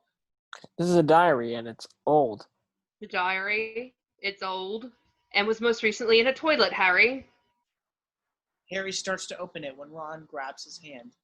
Are you mad? That could be cursed. Dad told me about a book at the ministry confiscated that burned the eyes out of anyone who tried to read it. I'll take my chances. Ah, my eyes. Eyes. Ron freezes, terrified when Harry grins, ending the ruse. At the end of corridor, Ginny stands, looking from the diary to Harry, utter terror on her face, and dashes off. Ginny, I was only joking. Brilliant, even your sister thinks I'm the monster now. Who doesn't? Ron frowns suddenly. On the first page on the diary, embossed letters spell out a name. Tom Marvolo Riddle. Tom Marvolo Riddle. Hang on, I know that name. Of course. The night I had detention, my job was to polish the silver in the trophy room. I remember because I kept burping slugs all over Tom Riddle's trophy. I must have wiped slime off his name for an hour. Harry fans the pages. They're empty. That's odd. He never wrote in it. Interior hospital wing, later that night. Close up. Diary. A gold embossed address on the back reads, Wax Flatters, Booksellers, 422 Vauxhall Road. Camera pulls back. Harry sits with Hermione in a moonlit room. Hermione studies the diary curiously. Tom Riddle? And Ron said he won an award 50 years ago. Special services to the school or something like that. 50 years ago? You're sure? Yes. Why? Don't you remember what Malfoy told you? The last time the Chamber of Secrets was opened was 50 years ago. That means Tom Riddle was here at Hogwarts when it happened. What if he wrote about what he saw? It's possible he knew where the chamber was, how to open it, even what sort of creature lives in it. If so, whoever's behind the attacks this time wouldn't want a diary like this lying around, would they? That's brilliant theory, Hermione. With just one tiny little flaw. There's nothing written in this diary. It might be invisible ink. Apparition. She taps the diary 3 times. Nothing happens. The pages remain blank. She frowns, passes the book back to Harry. I don't know, Harry, but I think you should be careful with this. Something tells me Ron might be right. It could be dangerous. You don't think I'm dangerous, do you, Hermione? I mean, you're not scared of me. I'm scared, Harry, but not of you. Interior Gryffindor dormitory. Common room. Camera starts overhead, looking down on the boys' dormitory. Seamus, Neville, Ron, and Dean sleep. One bed is empty. Camera cranes to the common room. Finds Harry sitting alone, flipping through the blank pages of the diary. Harry starts to set the diary aside, then notices a bottle of ink sitting on the desk. An idea flickers. Taking his quill, Harry dips it and hesitates. As he does, a drop of ink hangs, suspended like a tear, then drops. The ink blazes briefly, then vanishes, as if it were sucked into the page. Excited, Harry dips his quill again, and this time writes, "My name is Harry Potter." The words blaze, vanish. Slowly oozing out of the page comes a response. "Hello, Harry Potter. My name is Tom Riddle." Harry's mind races. Deciding, he mutters the words he writes. Do you know anything about the Chamber of Secrets? Yes. Can you tell me? No. Harry frowns, then, slowly, new words ooze to the surface. "But I can show you." Harry waits, intrigued, then suddenly, the pages flutter wildly. Stop on June the 13th. On the page, a tiny square shimmers, like a window. Harry lifts the book, puts his eye close, and pitches forward, spilling through the widening window into a whirl of color and shadow, tumbling onto his feet. Interior corridor entrance hall night, 50 years ago. In torchlit corridor, everything is desaturated save for Harry, who retains the true rich colors of the present. He glances about, disoriented, then spies a boy, Tom Riddle, at the end of the corridor, peering around a corner. A flurry of shadows dances on the wall beyond the boy, revealing the presence of others, unseen in an adjoining room.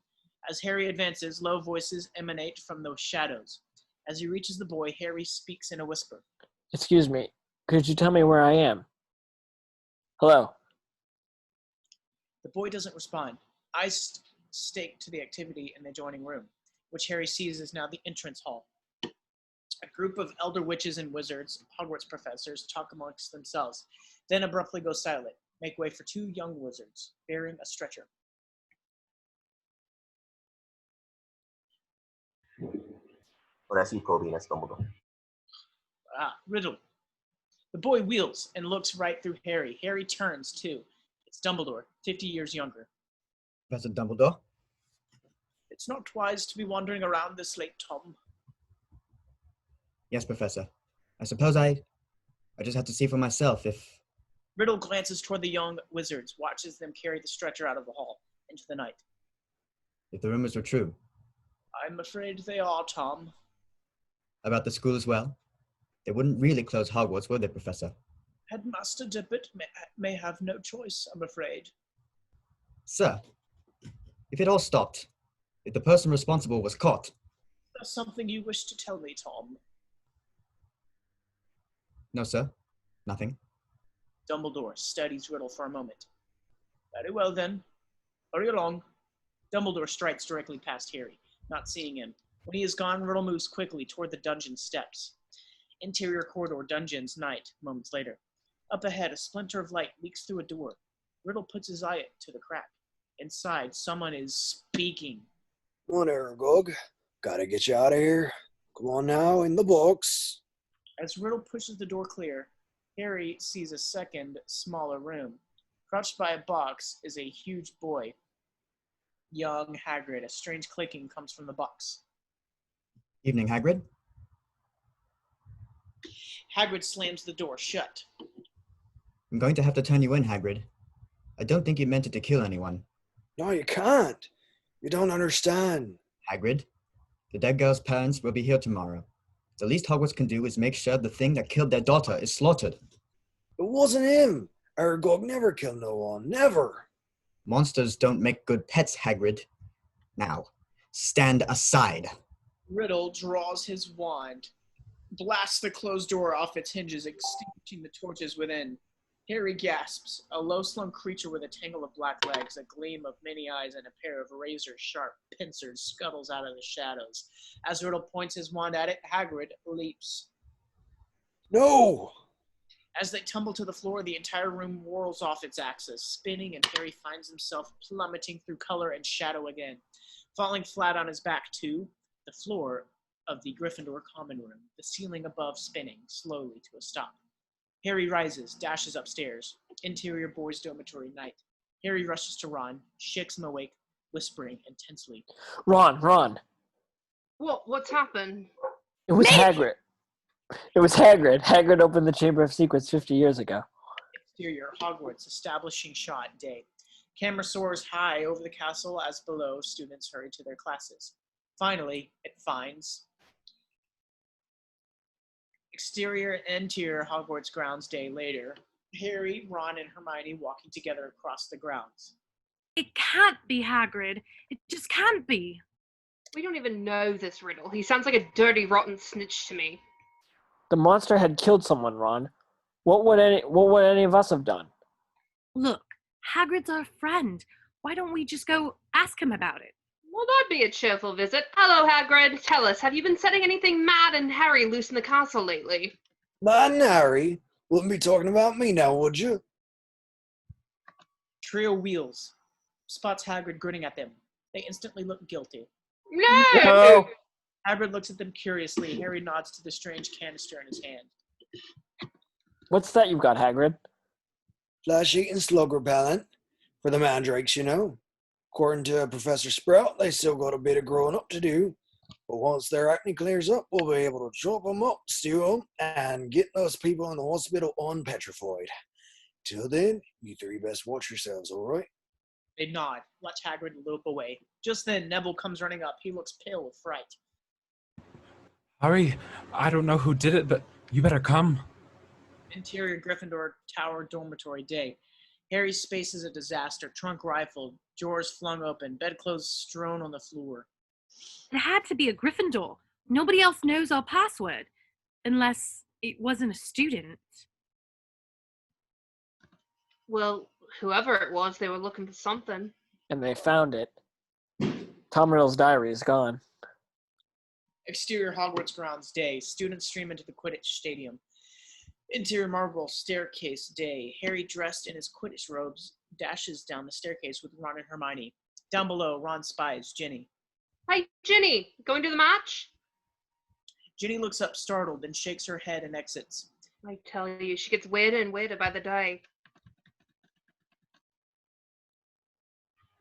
Kill this tie. Let me rip. Tear. Harry freezes. Ron and Hermione stop, knowing by his face. No, don't tell me. Harry turns as if following the sound, absently touching his fingers to the wall as he glances around. Hermione studies him with great interest, studies his fingers, then, abruptly, Harry turns away, shakes his head. It's gone. Hermione looks up, eyes vaguely upon Harry, but her mind miles away. Harry, I think I've just understood something. I've got to go to the library. As Hermione sprints back up the stairs, Harry yells. What do you understand? But she's gone. Harry turns to Ron in puzzlement. The library? That's Hermione. When in doubt, go to the library. Exterior rear of Quidditch Stadium day later, Harry and his teammates march toward the Quidditch Tower. The cheers of the crowd are heard. Listen up now. We play a game. Hufflepuff doesn't stand a chance. We're stronger, quicker, and smarter. Not to mention the dead, terrified Harry will petrify them if they fly anywhere near him. That too. Just as Professor McGonagall appears, bearing their way. Sorry about that. Professor McGonagall. Match has been cancelled. Cancelled. You can't cancel Quidditch. Silence Wood, you will return to Gryffindor Tower now. Potter and I will find Mr. Weasley. There's something the both of you need to see. Interior hospital wing day. McGonagall pauses outside the door, turns to Harry and Ron. I warn you, this will be a bit of a shock. She opens the door. Madame Pomfrey is leaning over a bed where a girl lies. As she straightens up, we see the girl is...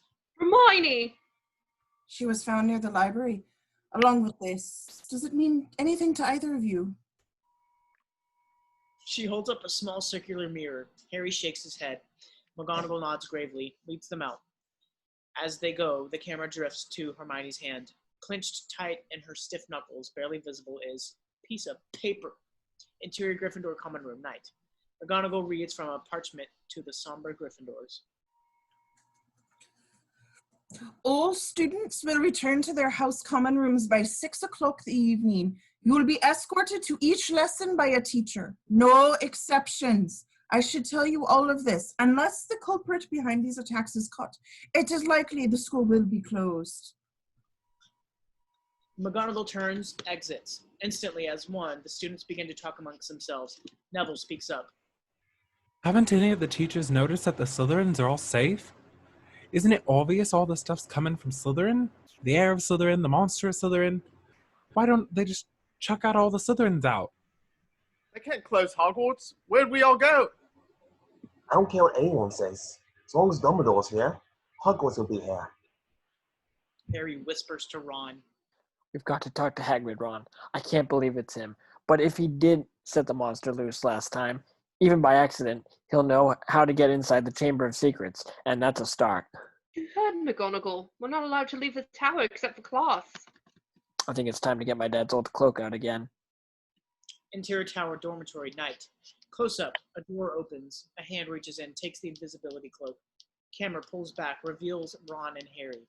All around them, the other boys asleep. Harry pitches the cloak over himself and Ron. They're gone. Interior, entrance hall, night. Harry and Ron, beneath the cloak, sneak by an unaware Snape. Exterior, Hagrid's hut, night. A knock. Hagrid swings open the door, crossbow in hand.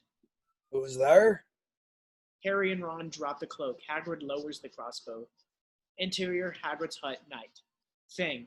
Hagrid's enormous boarhound thumps his tail at the sight of Harry and Ron. Harry points to the crossbow. What's that for? Oh, nothing. I've been expecting. Doesn't matter. Sit down, I'll make tea. Hagrid nervously takes the kettle, spills the water. Are you okay, Hagrid? Did you hear about Hermione? Oh, yeah. I heard all right. Look, we have to ask you something. Do you know who's opened the Chamber of Secrets? Hagrid takes a fruitcake, stops, about to answer when there is a loud knock. The fruitcake smashes to the floor. Panicked, Harry and Ron throw the cloak over themselves. Sweating, Hagrid grabs his crossbow, points it at the door.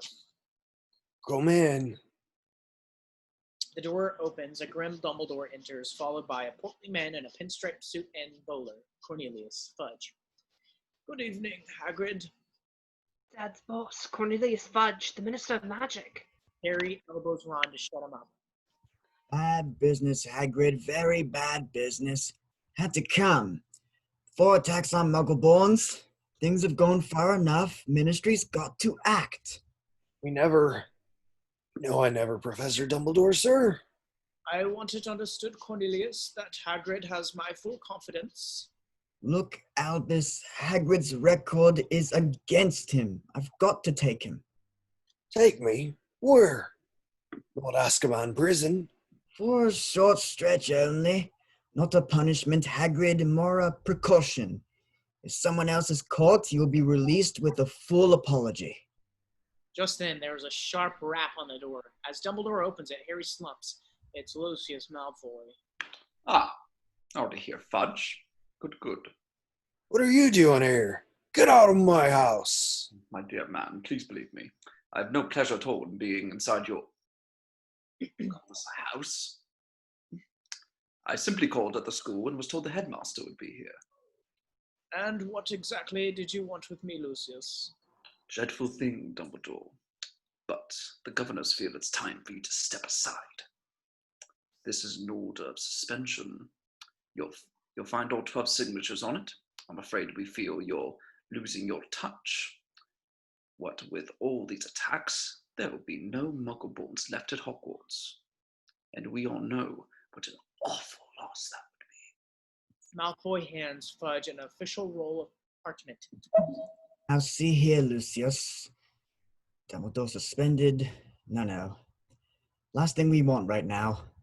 If Dumbledore can't stop these attacks, to say, who can? That remains to be seen. But as all 12 governors have voted. And how many did you have to threaten before they agreed? I would advise you not to shout at the Azkaban guards like that. You can't take Dumbledore. Take him away and the Muggleborns won't stand a chance. There'll be killings next. Calm yourself, Hagrid. If the governors want my removal, Lucius, I shall of course step aside.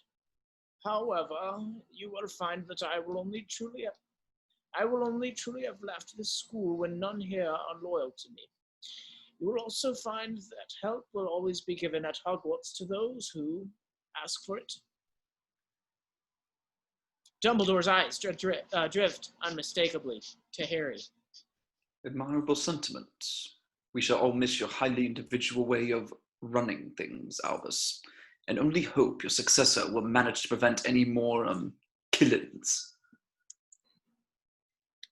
Malfoy strides to the door and bows Dumbledore out. Fudge, fiddling with his bowler, waits for Hagrid. Instead, Hagrid stands his ground, takes a deep breath, and says carefully, If anyone wanted to find out some stuff, all they'd have to do is follow the spiders. They lead them right. That's all I'm saying. Fudge stares at Hagrid in amazement, then follows him out. As the door slams shut, Fang starts to howl.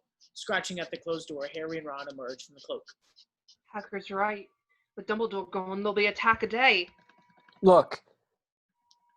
At the windowsill, a trail of spiders escapes through a crack in the glass. Harry grabs Hagrid's lantern. Come on. Exterior, Hagrid's hut. Night. Harry illuminates the trail of spiders. They run from the window to the ground, to the dark trees in the near distance. As Harry moves to follow, Ron hesitates. What are you doing? You heard Hagrid. Follow the spiders. They're heading into the dark forest. Harry sighs, heads off. Terrified, Ron grabs Fang, follows.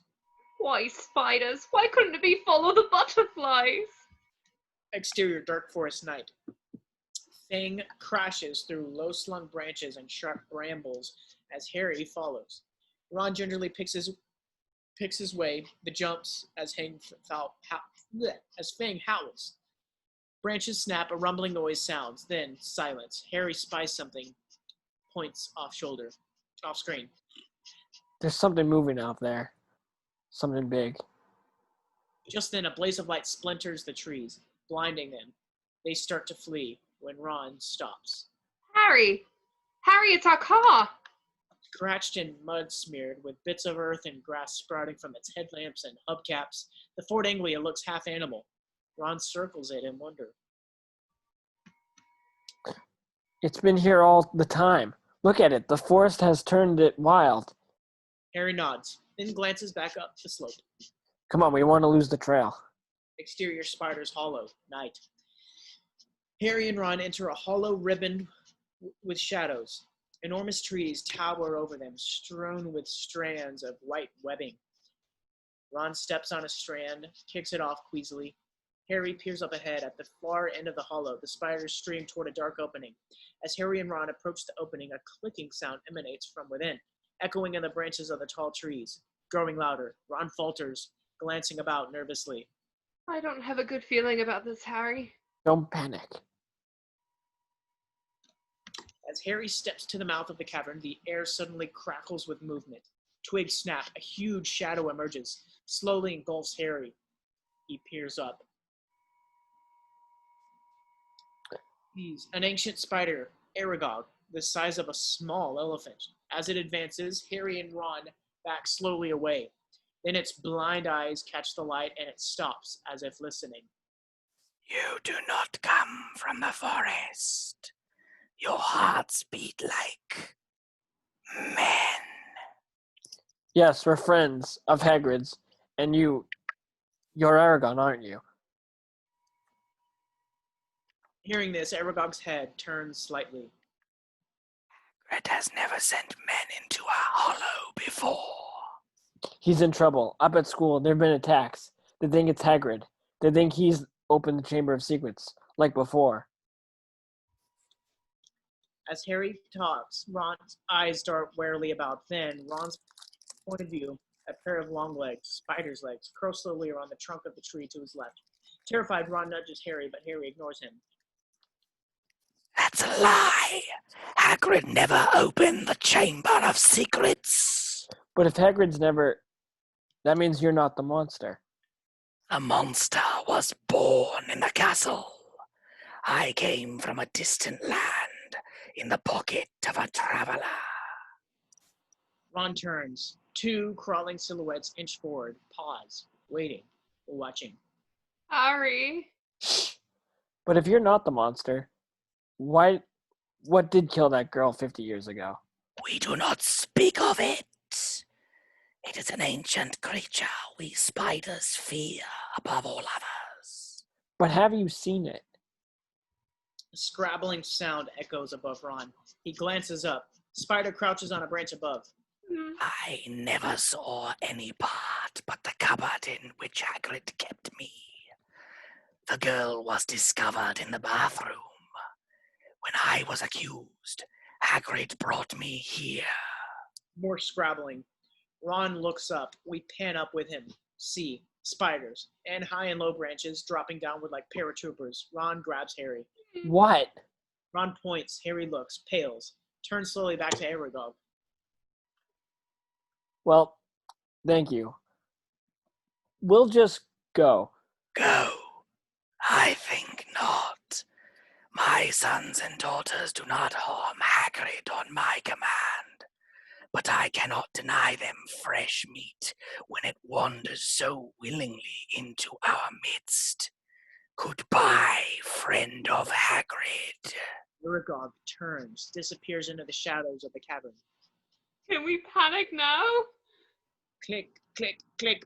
Harry and Ron spin. A gang of 5-foot spiders bar the path ahead. Begin to move forward. Harry and Ron spin again. Spiders everywhere, closing in. Desperately, Harry swings the lantern in his hand. The spiders falter, then creep forward again as the arc of the light chases itself away. Around and around. Then the lantern goes out. Harry pitches it aside. As one, he and Ron draw their wands. Nice knowing you. They're done for. Fang whimpers. The spiders draw closer, clicking feverishly, when a long, loud horn bleats. Seconds later, a blaze of light ignites the hollow, and the forward Anglia comes thundering over the rim and down the slope, knocking spiders out of its path as it screeches to a halt. The doors fling open. Let's go. Harry, Ron, and Fang leap inside. Ron shifts frantically. A spider appears at Harry's open window. The windows. Roll up the windows. I can't, it's stuck! Just then, a hairy leg reaches through Ron's window. Instantly, Ron hits the gas, throws the car into reverse. Spiders scatter, but the two clinging to the side windows hold tight. As the car zooms backwards out of the hollow, Harry rolls his window tight, snapping off his spider's legs. Exterior, another part of the forest, night. The Anglia jets out of the hollow, lands with a thud. Harry turns. The other spider is pulling Ron from the car. Harry points his wand, utters a spell, and a blinding flash of white light blasts the spider into the shadows, whipping past. Thanks for that. Don't mention it. They stop. Both hear it, a distant clicking. As the car flies over a ridge, they see them, a sea of spiders heading straight for them like a herd of raging wildebeest. Ron puts his foot to the floor, spins the wheel, and sends the car sliding away. The spiders stampede after. Exterior, another part of the forest, Black Park. Night.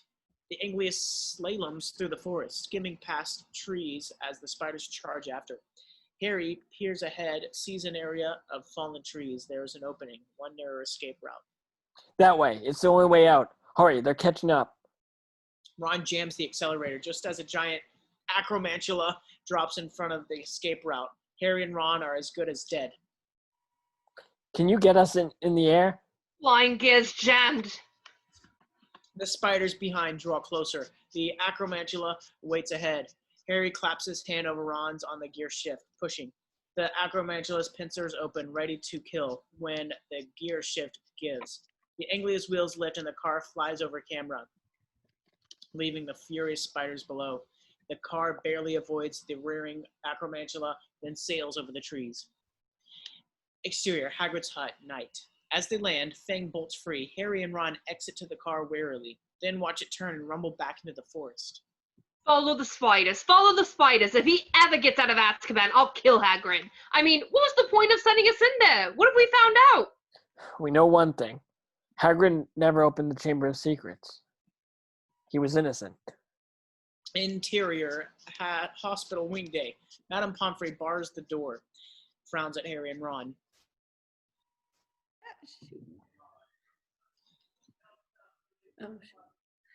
There's no point in talking to a petrified person. She won't hear a word you're saying. Ron shifts uncomfortably.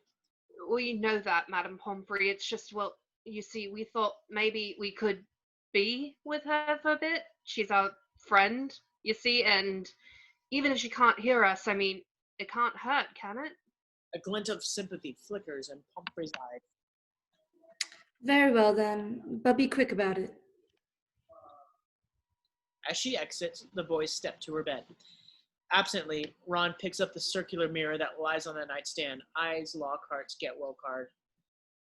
You don't think Lockhart could be the heir of Slytherin, do you? Right, forget I said it. Harry studies Hermione's face. Wish you were here, Hermione. We need you. Now more than ever. Just then, the mirror in Ron's hand catches the late afternoon sunlight and casts a jagged flame across Hermione's hand. Harry watches the light dance over her fingers, then looks closer, sees the paper clutched there.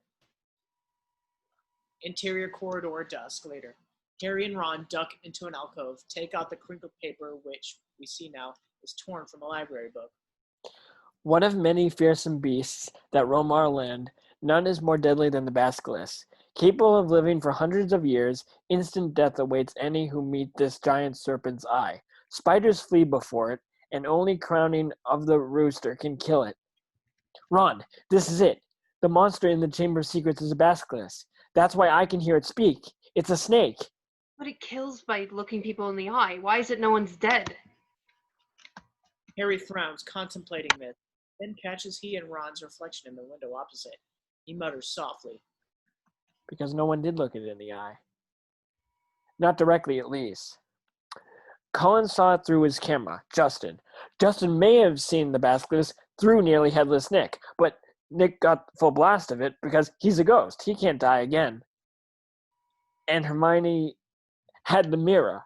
I bet you anything she was using it to look around for corners in case it came along. And Mrs. Norris? I'm pretty sure she didn't have a camera or a mirror, Harry. The water. There was water on the floor that night. She only saw the basilisk's reflection. The crowning of the rooster is fatal to it. That's why Hagrid's roosters were killed. Spiders flee before it. It all fits. But how's the basilisk been getting around? A dirty great snake? Someone would have seen. Hermione's answered that too. Harry points. Scribbled in Hermione's hand is pipes. Pipes? It's using the plumbing. Remember what Aragog said about that girl 50 years ago? She died in a bathroom. What if she never left? Moaning Myrtle. Harry nods. Just then, McGonagall's voice echoes throughout the castle, magically magnified.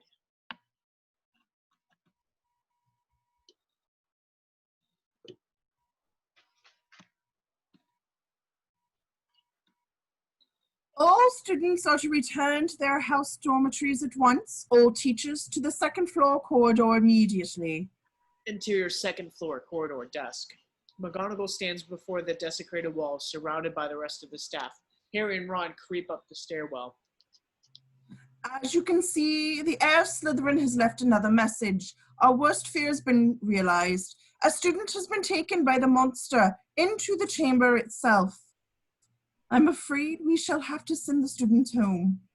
I'm afraid this is the end of Hogwarts. Sorry, do stop. What have I missed?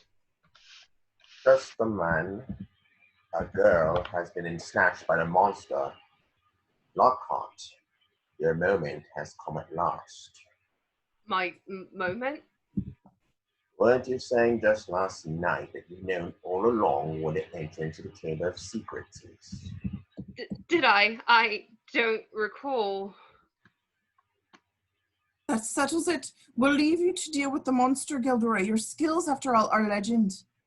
Very well. I'll be in my office getting ready.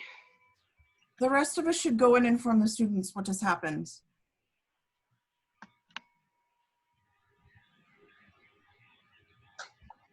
They've taken Ginny Weasley. Who is it the monster's taken? Ginny Weasley. Ron's knees give way. As Harry catches him, the staff scatters, revealing what is written on the wall. Her skeleton will lie in the chamber forever. Interior corridor night. Moments later, Harry and a very upset Ron walk with desperate purpose. She knew something, Harry. She found out something about the Chamber of Secrets. It's why she was taken. I mean, she is a pureblood. There can't be any other reason. Come on, let's go see Lockhart. He may be a brainless git, but he's going to try and get into the chamber. We can tell him what we know.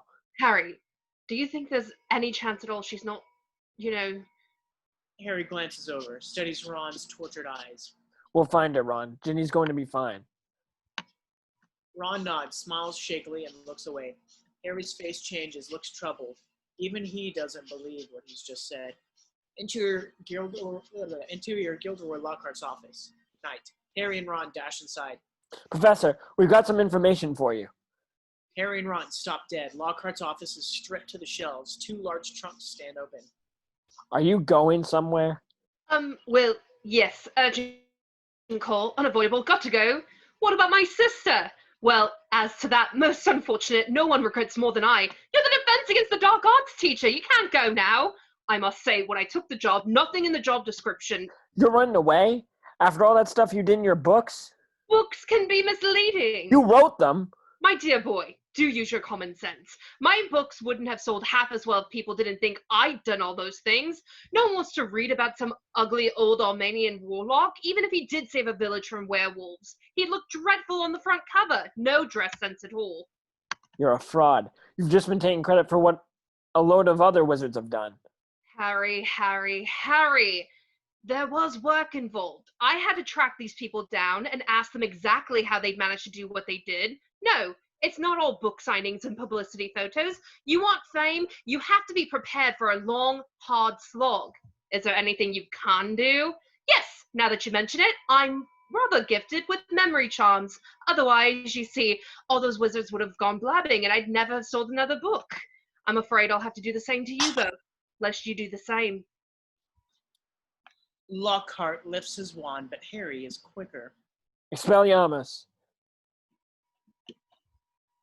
Lockhart blasts backwards, toppling into one of the open trunks, his wand flying across the floor. Looks like those dueling lessons came in handy after all, Professor.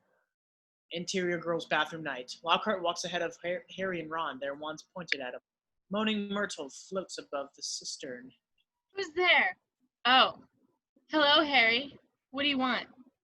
To ask you how you died. Oh, it was dreadful. It happened right here on this very cubicle. I'd hidden because Olive Hornby was teasing me about my glasses. I was crying, and then I heard somebody come in. Who was it, Myrtle? I don't know. I was distraught.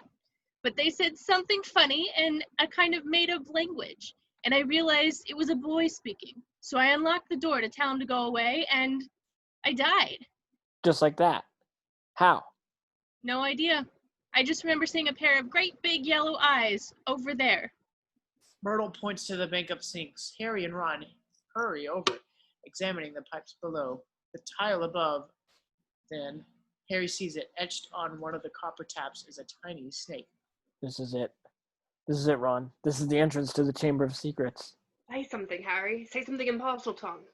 Harry stares off self-consciously at the tiny snake. Ron shakes his head. Harry's spoken in his regular voice.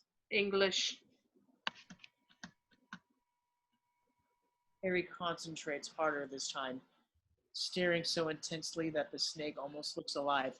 When finally he speaks, it is more like a hiss, parcel tongue. The circular group of sinks open and a large open pipe is exposed. Excellent, Harry. Good work. Well then, I'll just be going. There's no need for me. Oh, yes, there is. Harry points his wand at Lockhart, then the opening. Now, boys, what good will it do? A bloody lot of good if it's a 200-foot drop into jagged rocks.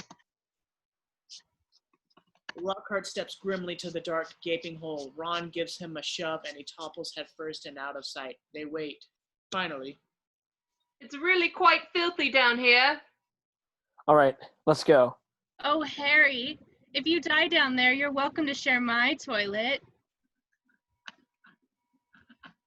Thanks, Myrtle. Harry turns, jumps. Seconds later, Ron follows. Interior, pipe, night. Harry and Ron slide wicked fast in a hair-raising vertical plummet, catching glimpses of other smaller pipes branching off in all directions, twisting and turning until the pipe levels off, dumps them onto the damp floor of a stone tunnel. Interior tunnel, night. Lockhart stares miserably at the muck dripping from his robes. Harry takes a torch from the wall, poises his wand. Lumos. The torch blooms with a bright orange flame. Remember, any sign of movement, close your eyes straight away. Harry leads the way down the tunnel. Crunch. They look down a rat skull. All around them, the ground is littered with tiny skeletons. Ron squints, sees something huge and curved lying ahead. When he speaks, his voice is hollow with dread. What's that? Up ahead. That looks like a snake.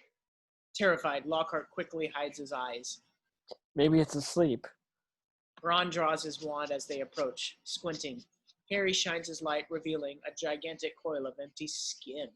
Bloody hell. Whatever shed this must be 20 feet long, or more. Thud. They turn. Lockhart is passed out. Hot for lion, this one. Ron kneels by him when Lockhart's eyes open and, quick as a fox, he snatches Ron's wand and scrambles to his feet. The adventure ends here, boys, but don't fret. The world will know our story, how I was too late to save the girl, how you two tragically lost your minds at the sight of her mangled body. I'll even bind a limited edition in this snake skin. Say goodbye to your memories. Obliviate! Ron's wand explodes like a small bomb, blasting Lockhart off his feet and spitting great jets of fire into the rock above. As rubble rains, Ron leaps one way and Harry the other. Harry sits up, squints through the settling dust. A solid wall of broken rock seals the tunnel between him and Ron, intercut Harry and Ron. Ron, are you okay? I'm okay. This kid's not, though. He got blasted by my wand. Lockhart sits up, dazed. Ron picks up a rock and conks him on the head. Lockhart passes out. Ron calls to Harry. What now? Wait here. I'll go on. I'll go on and find Ginny. If I'm not back in an hour... He leaves it there. I'll try and shift some of this rock so you can get back through. And Harry... See you in a bit. Harry glances at the snake skin at his feet, moves off. He steps carefully through the shadows until he reaches a towering stone wall, carved with twin serpents.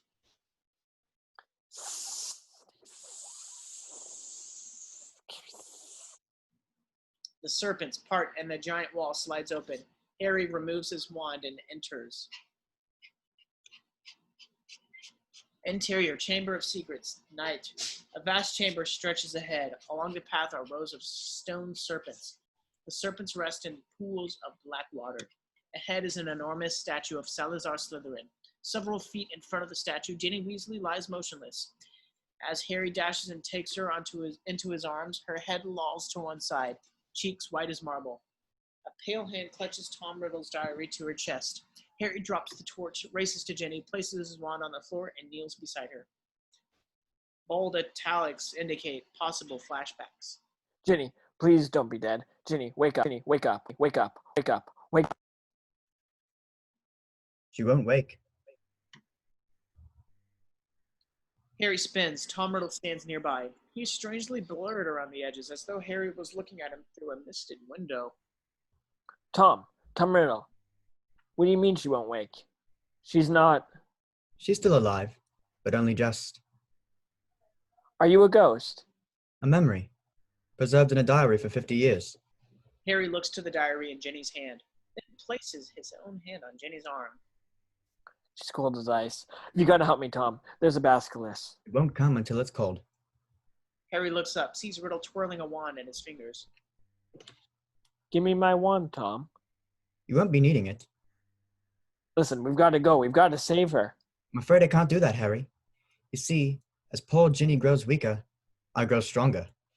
But she's dying. Yes, I'm afraid so. But then she's been in so much pain, poor Ginny. She's been writing to me for months, telling me all her pitiful worries and woes. Ginny poured her soul out to me. I grew stronger and I died of her deepest fears, her darkest secrets. I grew powerful enough to start feeding Ginny a few secrets, to start pouring a bit of my soul back into her. Riddle, growing less vaporous by the second, grins cruelly. Yes, Harry. It was Ginny Weasley who opened the Chamber of Secrets. No, she couldn't. She wouldn't. It was Ginny who set the basilisk on the mudbloods and the squib's cat. Ginny who wrote the threatening messages on the walls. But why? Because I told her to. You'll find that I can be very persuasive. Not that she knew she was doing, she was, shall we say, in a kind of trance. Still, the power of the diary began to scare her and she tried to dispose of it in the girls' bathroom. But then, who should find it but you? The very person I was most anxious to meet. And why did you want to meet me? Ginny told me all about you. I knew I had to talk to you, meet you if I could. So I decided to show you my capture of that brainless elf Hagrid to gain your trust. Hagrid's my friend. And you framed him, didn't you? It was my word against Hagrid's. Only Dumbledore seemed to think Hagrid was innocent. I'll bet Dumbledore saw right through you. I knew it wouldn't be safe to open the chamber again while I was still at school. So I decided to leave behind a diary, preserving my 16-year-old self in its pages so that one day I would be able to lead another to finish Salazar Slytherin's noble work. Well, you haven't finished it this time. In a few hours, Mandrake Droff will be ready, and everyone who was petrified will be all right again. Haven't I told you that killing mudbloods doesn't matter to me anymore? For many months now, my new target has been you. Imagine my disappointment when I learned Ginny stolen the diary back from you. Ginny stole the diary from my room. But why? She was afraid. Afraid you'd learn how to work the diary. Afraid I'd tell you just who it was that had been strangling all these roosters. Horrified, Harry glances at Ginny, growing more pale, then back to Riddle, who was growing more solid. Come now, Harry. Don't look so disappointed. Had Ginny succeeded in destroying the diary, she would have destroyed me. And we couldn't be having this little talk. And I have so many questions for you. Like what? Well, how is it that a baby with no extraordinary magical talent managed to defeat the greatest wizard of all time? How did you escape with nothing but a scar while Lord Voldemort's powers were destroyed? Why do you care about how I escaped? Voldemort was after your time. Voldemort is my past, present, and future. Riddle pulls Harry's wand from his pocket and begins to trace it through the air, writing 3 words. Tom Marvolo Riddle. Then, with a wave, he rearranges them. I am Lord Voldemort. You're the heir of Slytherin. You're Voldemort. Surely you didn't think I would keep my filthy muggle father's name? No. I fashioned myself a new name. A name I knew wizards everywhere would one day fear to speak when I became the greatest sorcerer in the world. Albus Dumbledore is the greatest sorcerer in the world. Dumbledore's been driven out of this castle by the mere memory of me. He'll never be gone, not as long as those remain who are loyal to him. Suddenly, music, eerie and unearthly, echoes deep within the chamber, and a small, swift shadow ribbons over the rock.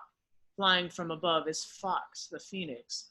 The bird swoops into the chamber, clutching a ragged bundle in its golden talons. Fox. Fox flies toward Harry, drops the ragged bundle, which is the sorting hat, at his feet. Riddle picks it up. This is what Dumbledore sends his great defender. A songbird and an old hat. Riddle tosses aside the hat. He turns to the statue of Salazar Slytherin and speaks in Parseltongue. Salacelyne. Suddenly, the stone face's mouth opens. There is a rumbling sound, followed by the sound of slithering. Harry turns away. The basilisk, a giant serpent, spills out, uncoiling heavily to the floor. Harry turns to the wall. The shadow of the serpent is visible on the wall. Pan 2, Tom Riddle looking at Harry.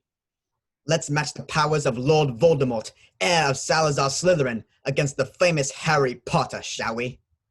Riddle turns to Serpent, speaking in Parseltongue. Sayakaves! The hissing serpent shoots forward. Harry turns, runs away.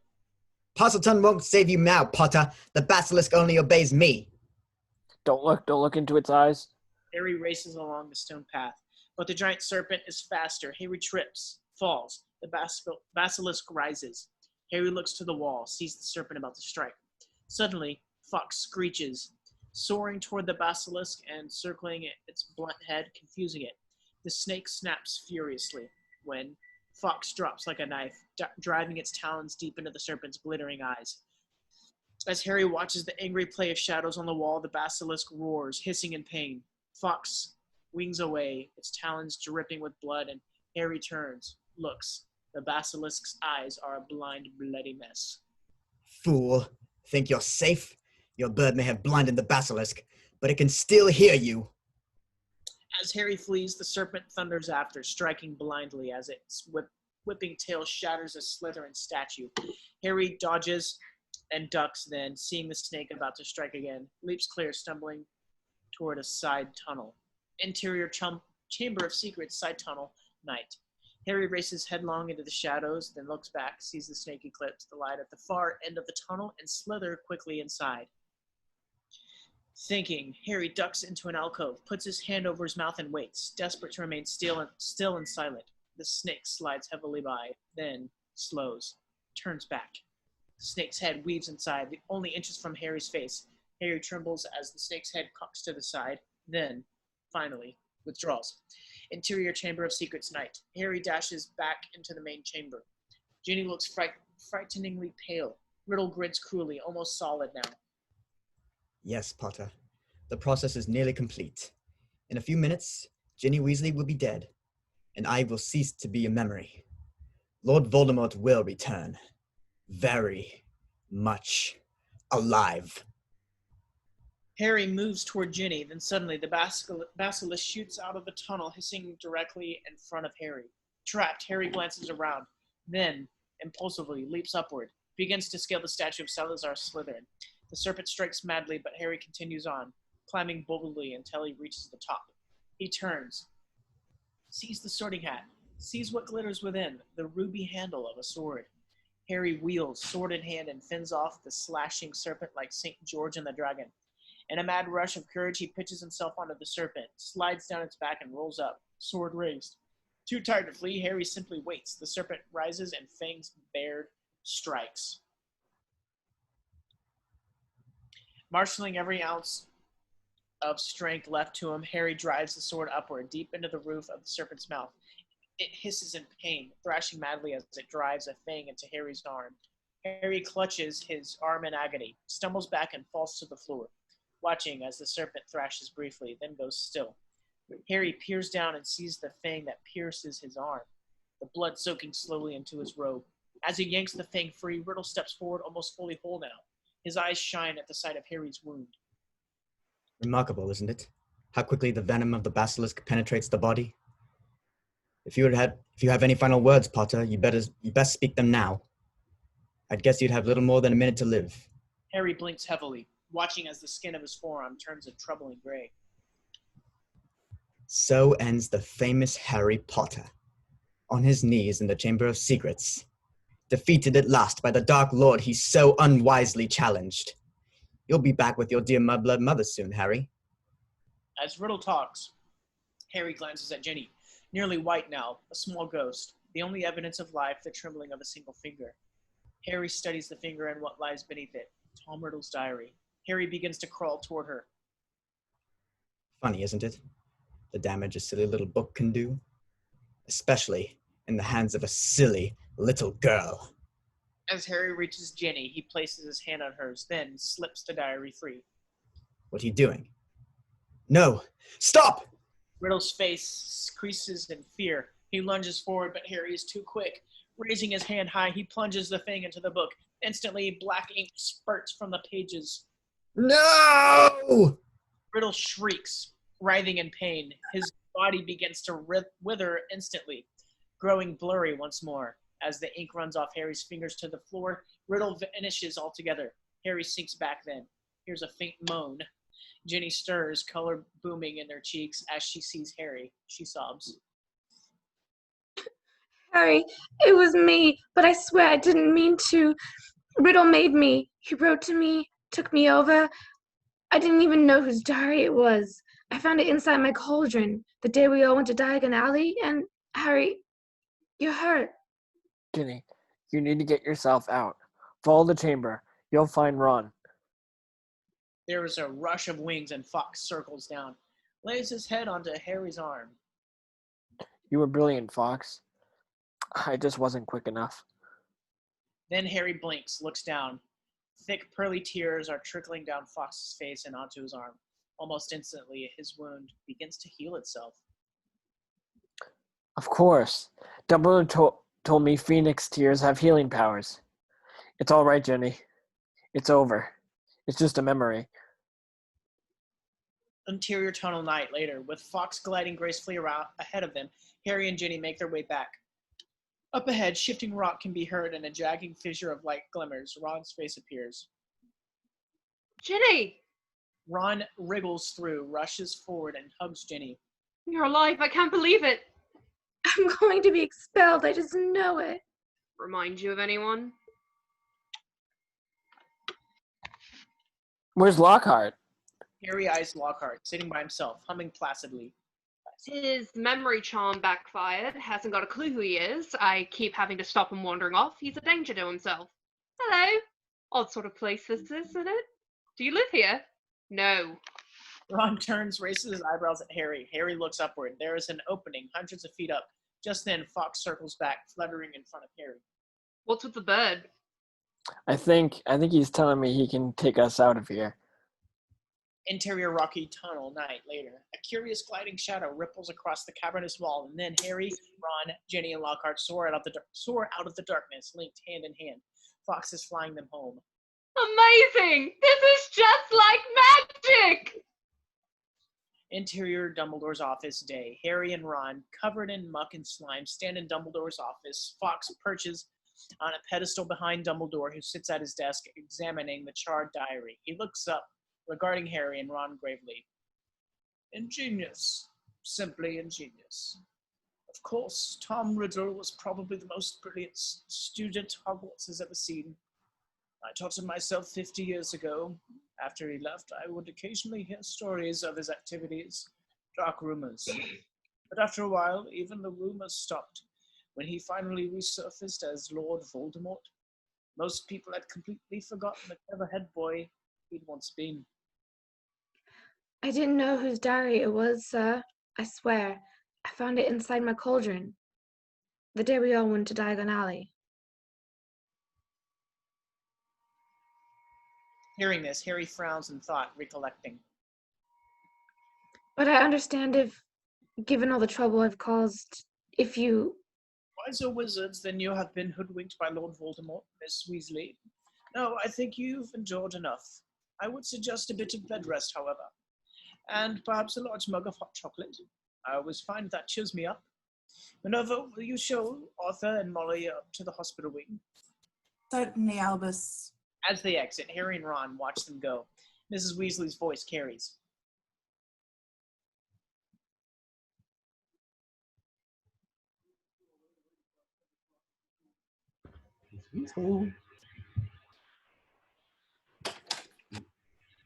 Mrs. Weasley.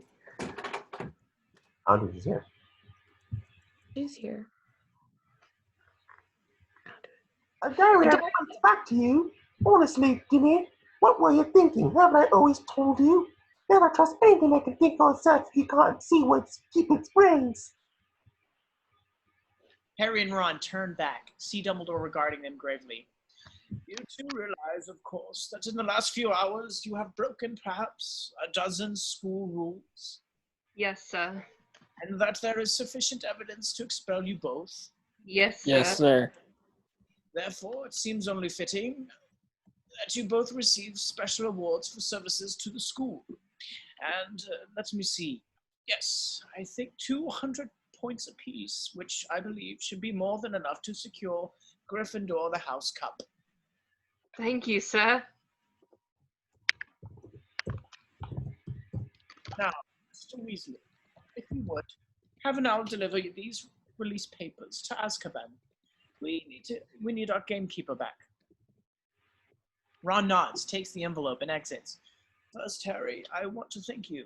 You must have shown me real loyalty down in the chamber. Nothing but that could have called Fox to you.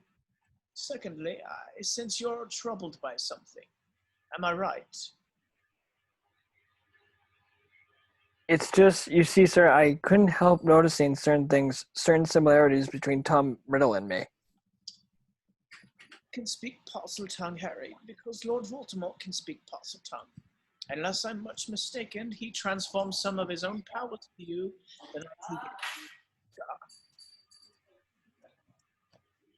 Voldemort put a bit of himself in me. Not intentionally, but yes. So the Sorting Hat was right. I should be in Slytherin. It's true, Harry. You do possess many of the qualities Voldemort himself prizes. Resourcefulness, determination, a certain disregard for the rules. Yet the Sorting Hat placed you in Gryffindor. Only because I asked it to. Exactly. Which makes you very different from Voldemort. It's not our abilities that show what we truly are, Harry. It's our choices. If you want proof that you belong in Gryffindor, Harry, I suggest you look more closely at this. Dumbledore hands the bloodstained sword to Harry. An engraved name glimmers above the ruby encrusted hilt. Godric Gryffindor. Only a true Gryffindor could have pulled that out of the hat. Suddenly, Lucius Malfoy enters, dragging Dobby by the ear. Dobby, so this is your master. The family you serve is the Malfoys. Dobby nods, chagrined. Lucius Malfoy brushes past Harry. I'll deal with you later. Out of my way, Potter. Sir, you've returned? When the governors heard that Arthur Weasley's daughter had been taken into the chamber, they saw fit to summon me back. Curiously, several of them seemed under the impression that you would curse their families if they didn't agree to suspend me in the first place, Lucius. Ridiculous. From the beginning, my only concern has been the welfare of the school and its students. I assume the culprit has been identified? Oh yes, it was Voldemort. Only this time he chose to act through someone else, by means of this. As Dumbledore nudges the diary toward Lucius Malfoy, Harry sees Dobby nod meaningfully from the diary to Lucius. Fortunately, our young Mr. Potter discovered it. One only hopes that no more of Lord Voldemort's old school things find their way into innocent hands. The consequences for the one responsible could be severe. Lucius Malfoy stares icily at Dumbledore, then turns away. Dobby, we're leaving. As Dobby scuttles toward the door, Lucius Malfoy kicks him through it. Then Harry stares at the empty doorway as Dobby's painful squeals echo from the corridor. Sir, I wonder if I could have that. Dumbledore looks up, follows Harry's eyes to the diary. As the elevator opens, Harry dashes out. Mr. Malfoy. Malfoy, I have something of yours. Harry comes up running, thrusts the diary into Malfoy's hand. Mine? I don't know what you're talking about. I think you do, sir. I think you slipped it into Ginny Weasley's cauldron that day in Diagon Alley. Malfoy shoves the diary into Dobby's face, then leans close to Harry and, with a nasty grin, whispers, Then prove it. He turns away as Dobby looks sadly back, clutching the diary in his hand. Harry mouths the words, open it. Dobby looks down curiously. Inside is a sock. He gasps. Dobby, come! Dobby! Master has given Dobby a sock. Master has presented Dobby with clothes. Dobby is free. What? I didn't. He wheels, sees Harry standing with one leg crossed. His right ankle is bare. Instantly, Malfoy charges forth. You've lost me my servant! You shall not harm Harry Potter! Dobby steps between and bang! Malfoy flies backwards, lands in a crumpled heap. Rising, he stares murderously at Harry. Mark my words, Harry Potter. You'll meet the same sticky end as your parents one of these days. They were meddlesome fools too. With that, he turns, storms off. Harry Potter freed Dobby. How can Dobby ever repay him? Just promise me something. Anything, sir. Never try to save my life again. Dobby grins then, and crack is gone. Interior Great Hall, night. Fear and suspicion banished. The house tables abuzz with excitement and anticipation, all except the Slytherins, who do not share the general feeling. Seated at the tables are the formerly petrified, revived students. Justin Finch Fletchley joins his fellow Hufflepuffs. Colin Creevey snaps photos of the proceedings. At the rear of the hall, standing near the entrance, Filch is reunited with Mrs. Norris. Then, Hermione enters, searching the room for Harry and Ron. Finally, she sees them, smiles, runs forward, and embraces Harry. You solved it! You solved it! With loads of help from you. He turns to embrace Ron. They pause, an awkward moment between them, and shake hands instead. Welcome back, Hermione. McGonagall taps her goblet. Dumbledore stands. Before we begin our feast, let's give a round of applause to Professor Sprout and Madame Pomfrey, whose mandrake juice has been successfully administered to all those who had been petrified. Everyone applauds. Also, in the wake of recent events as a school treat, all exams have been cancelled. Everyone cheers, save for Hermione. Oh no! At the rear of the hall, the great doors open. It's Hagrid. He enters, stops, looks around. The room falls silent. All eyes upon him. He glances around, nervous, embarrassed. Sorry I'm late. The owl delivering my release papers got all lost and confused. Some ruddy bird named Errol? Ron exchanges a nervous glance with Dumbledore. Hagrid looks at all of the faces staring at him. He turns to Harry. Just want to say that if it weren't for you, Harry, you and Ron and Hermione, I just want to say thanks. No Hogwarts without you, Hagrid. Just then, Dumbledore gets to his feet and slowly brings his hands together. The others join him. Soon, everyone is on their feet and the hall.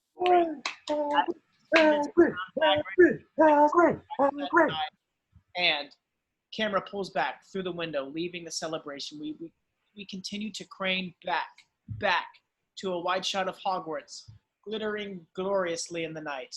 Fade to black. The end. Woo! Yeah! Woo! We won! Amazing, as always. That was nice. This was great. This was went at a good pace, flow by. All right, everyone, if you're watching this, thanks for joining us. We'll see you next time at Prisoner of Azkaban in the next script readings.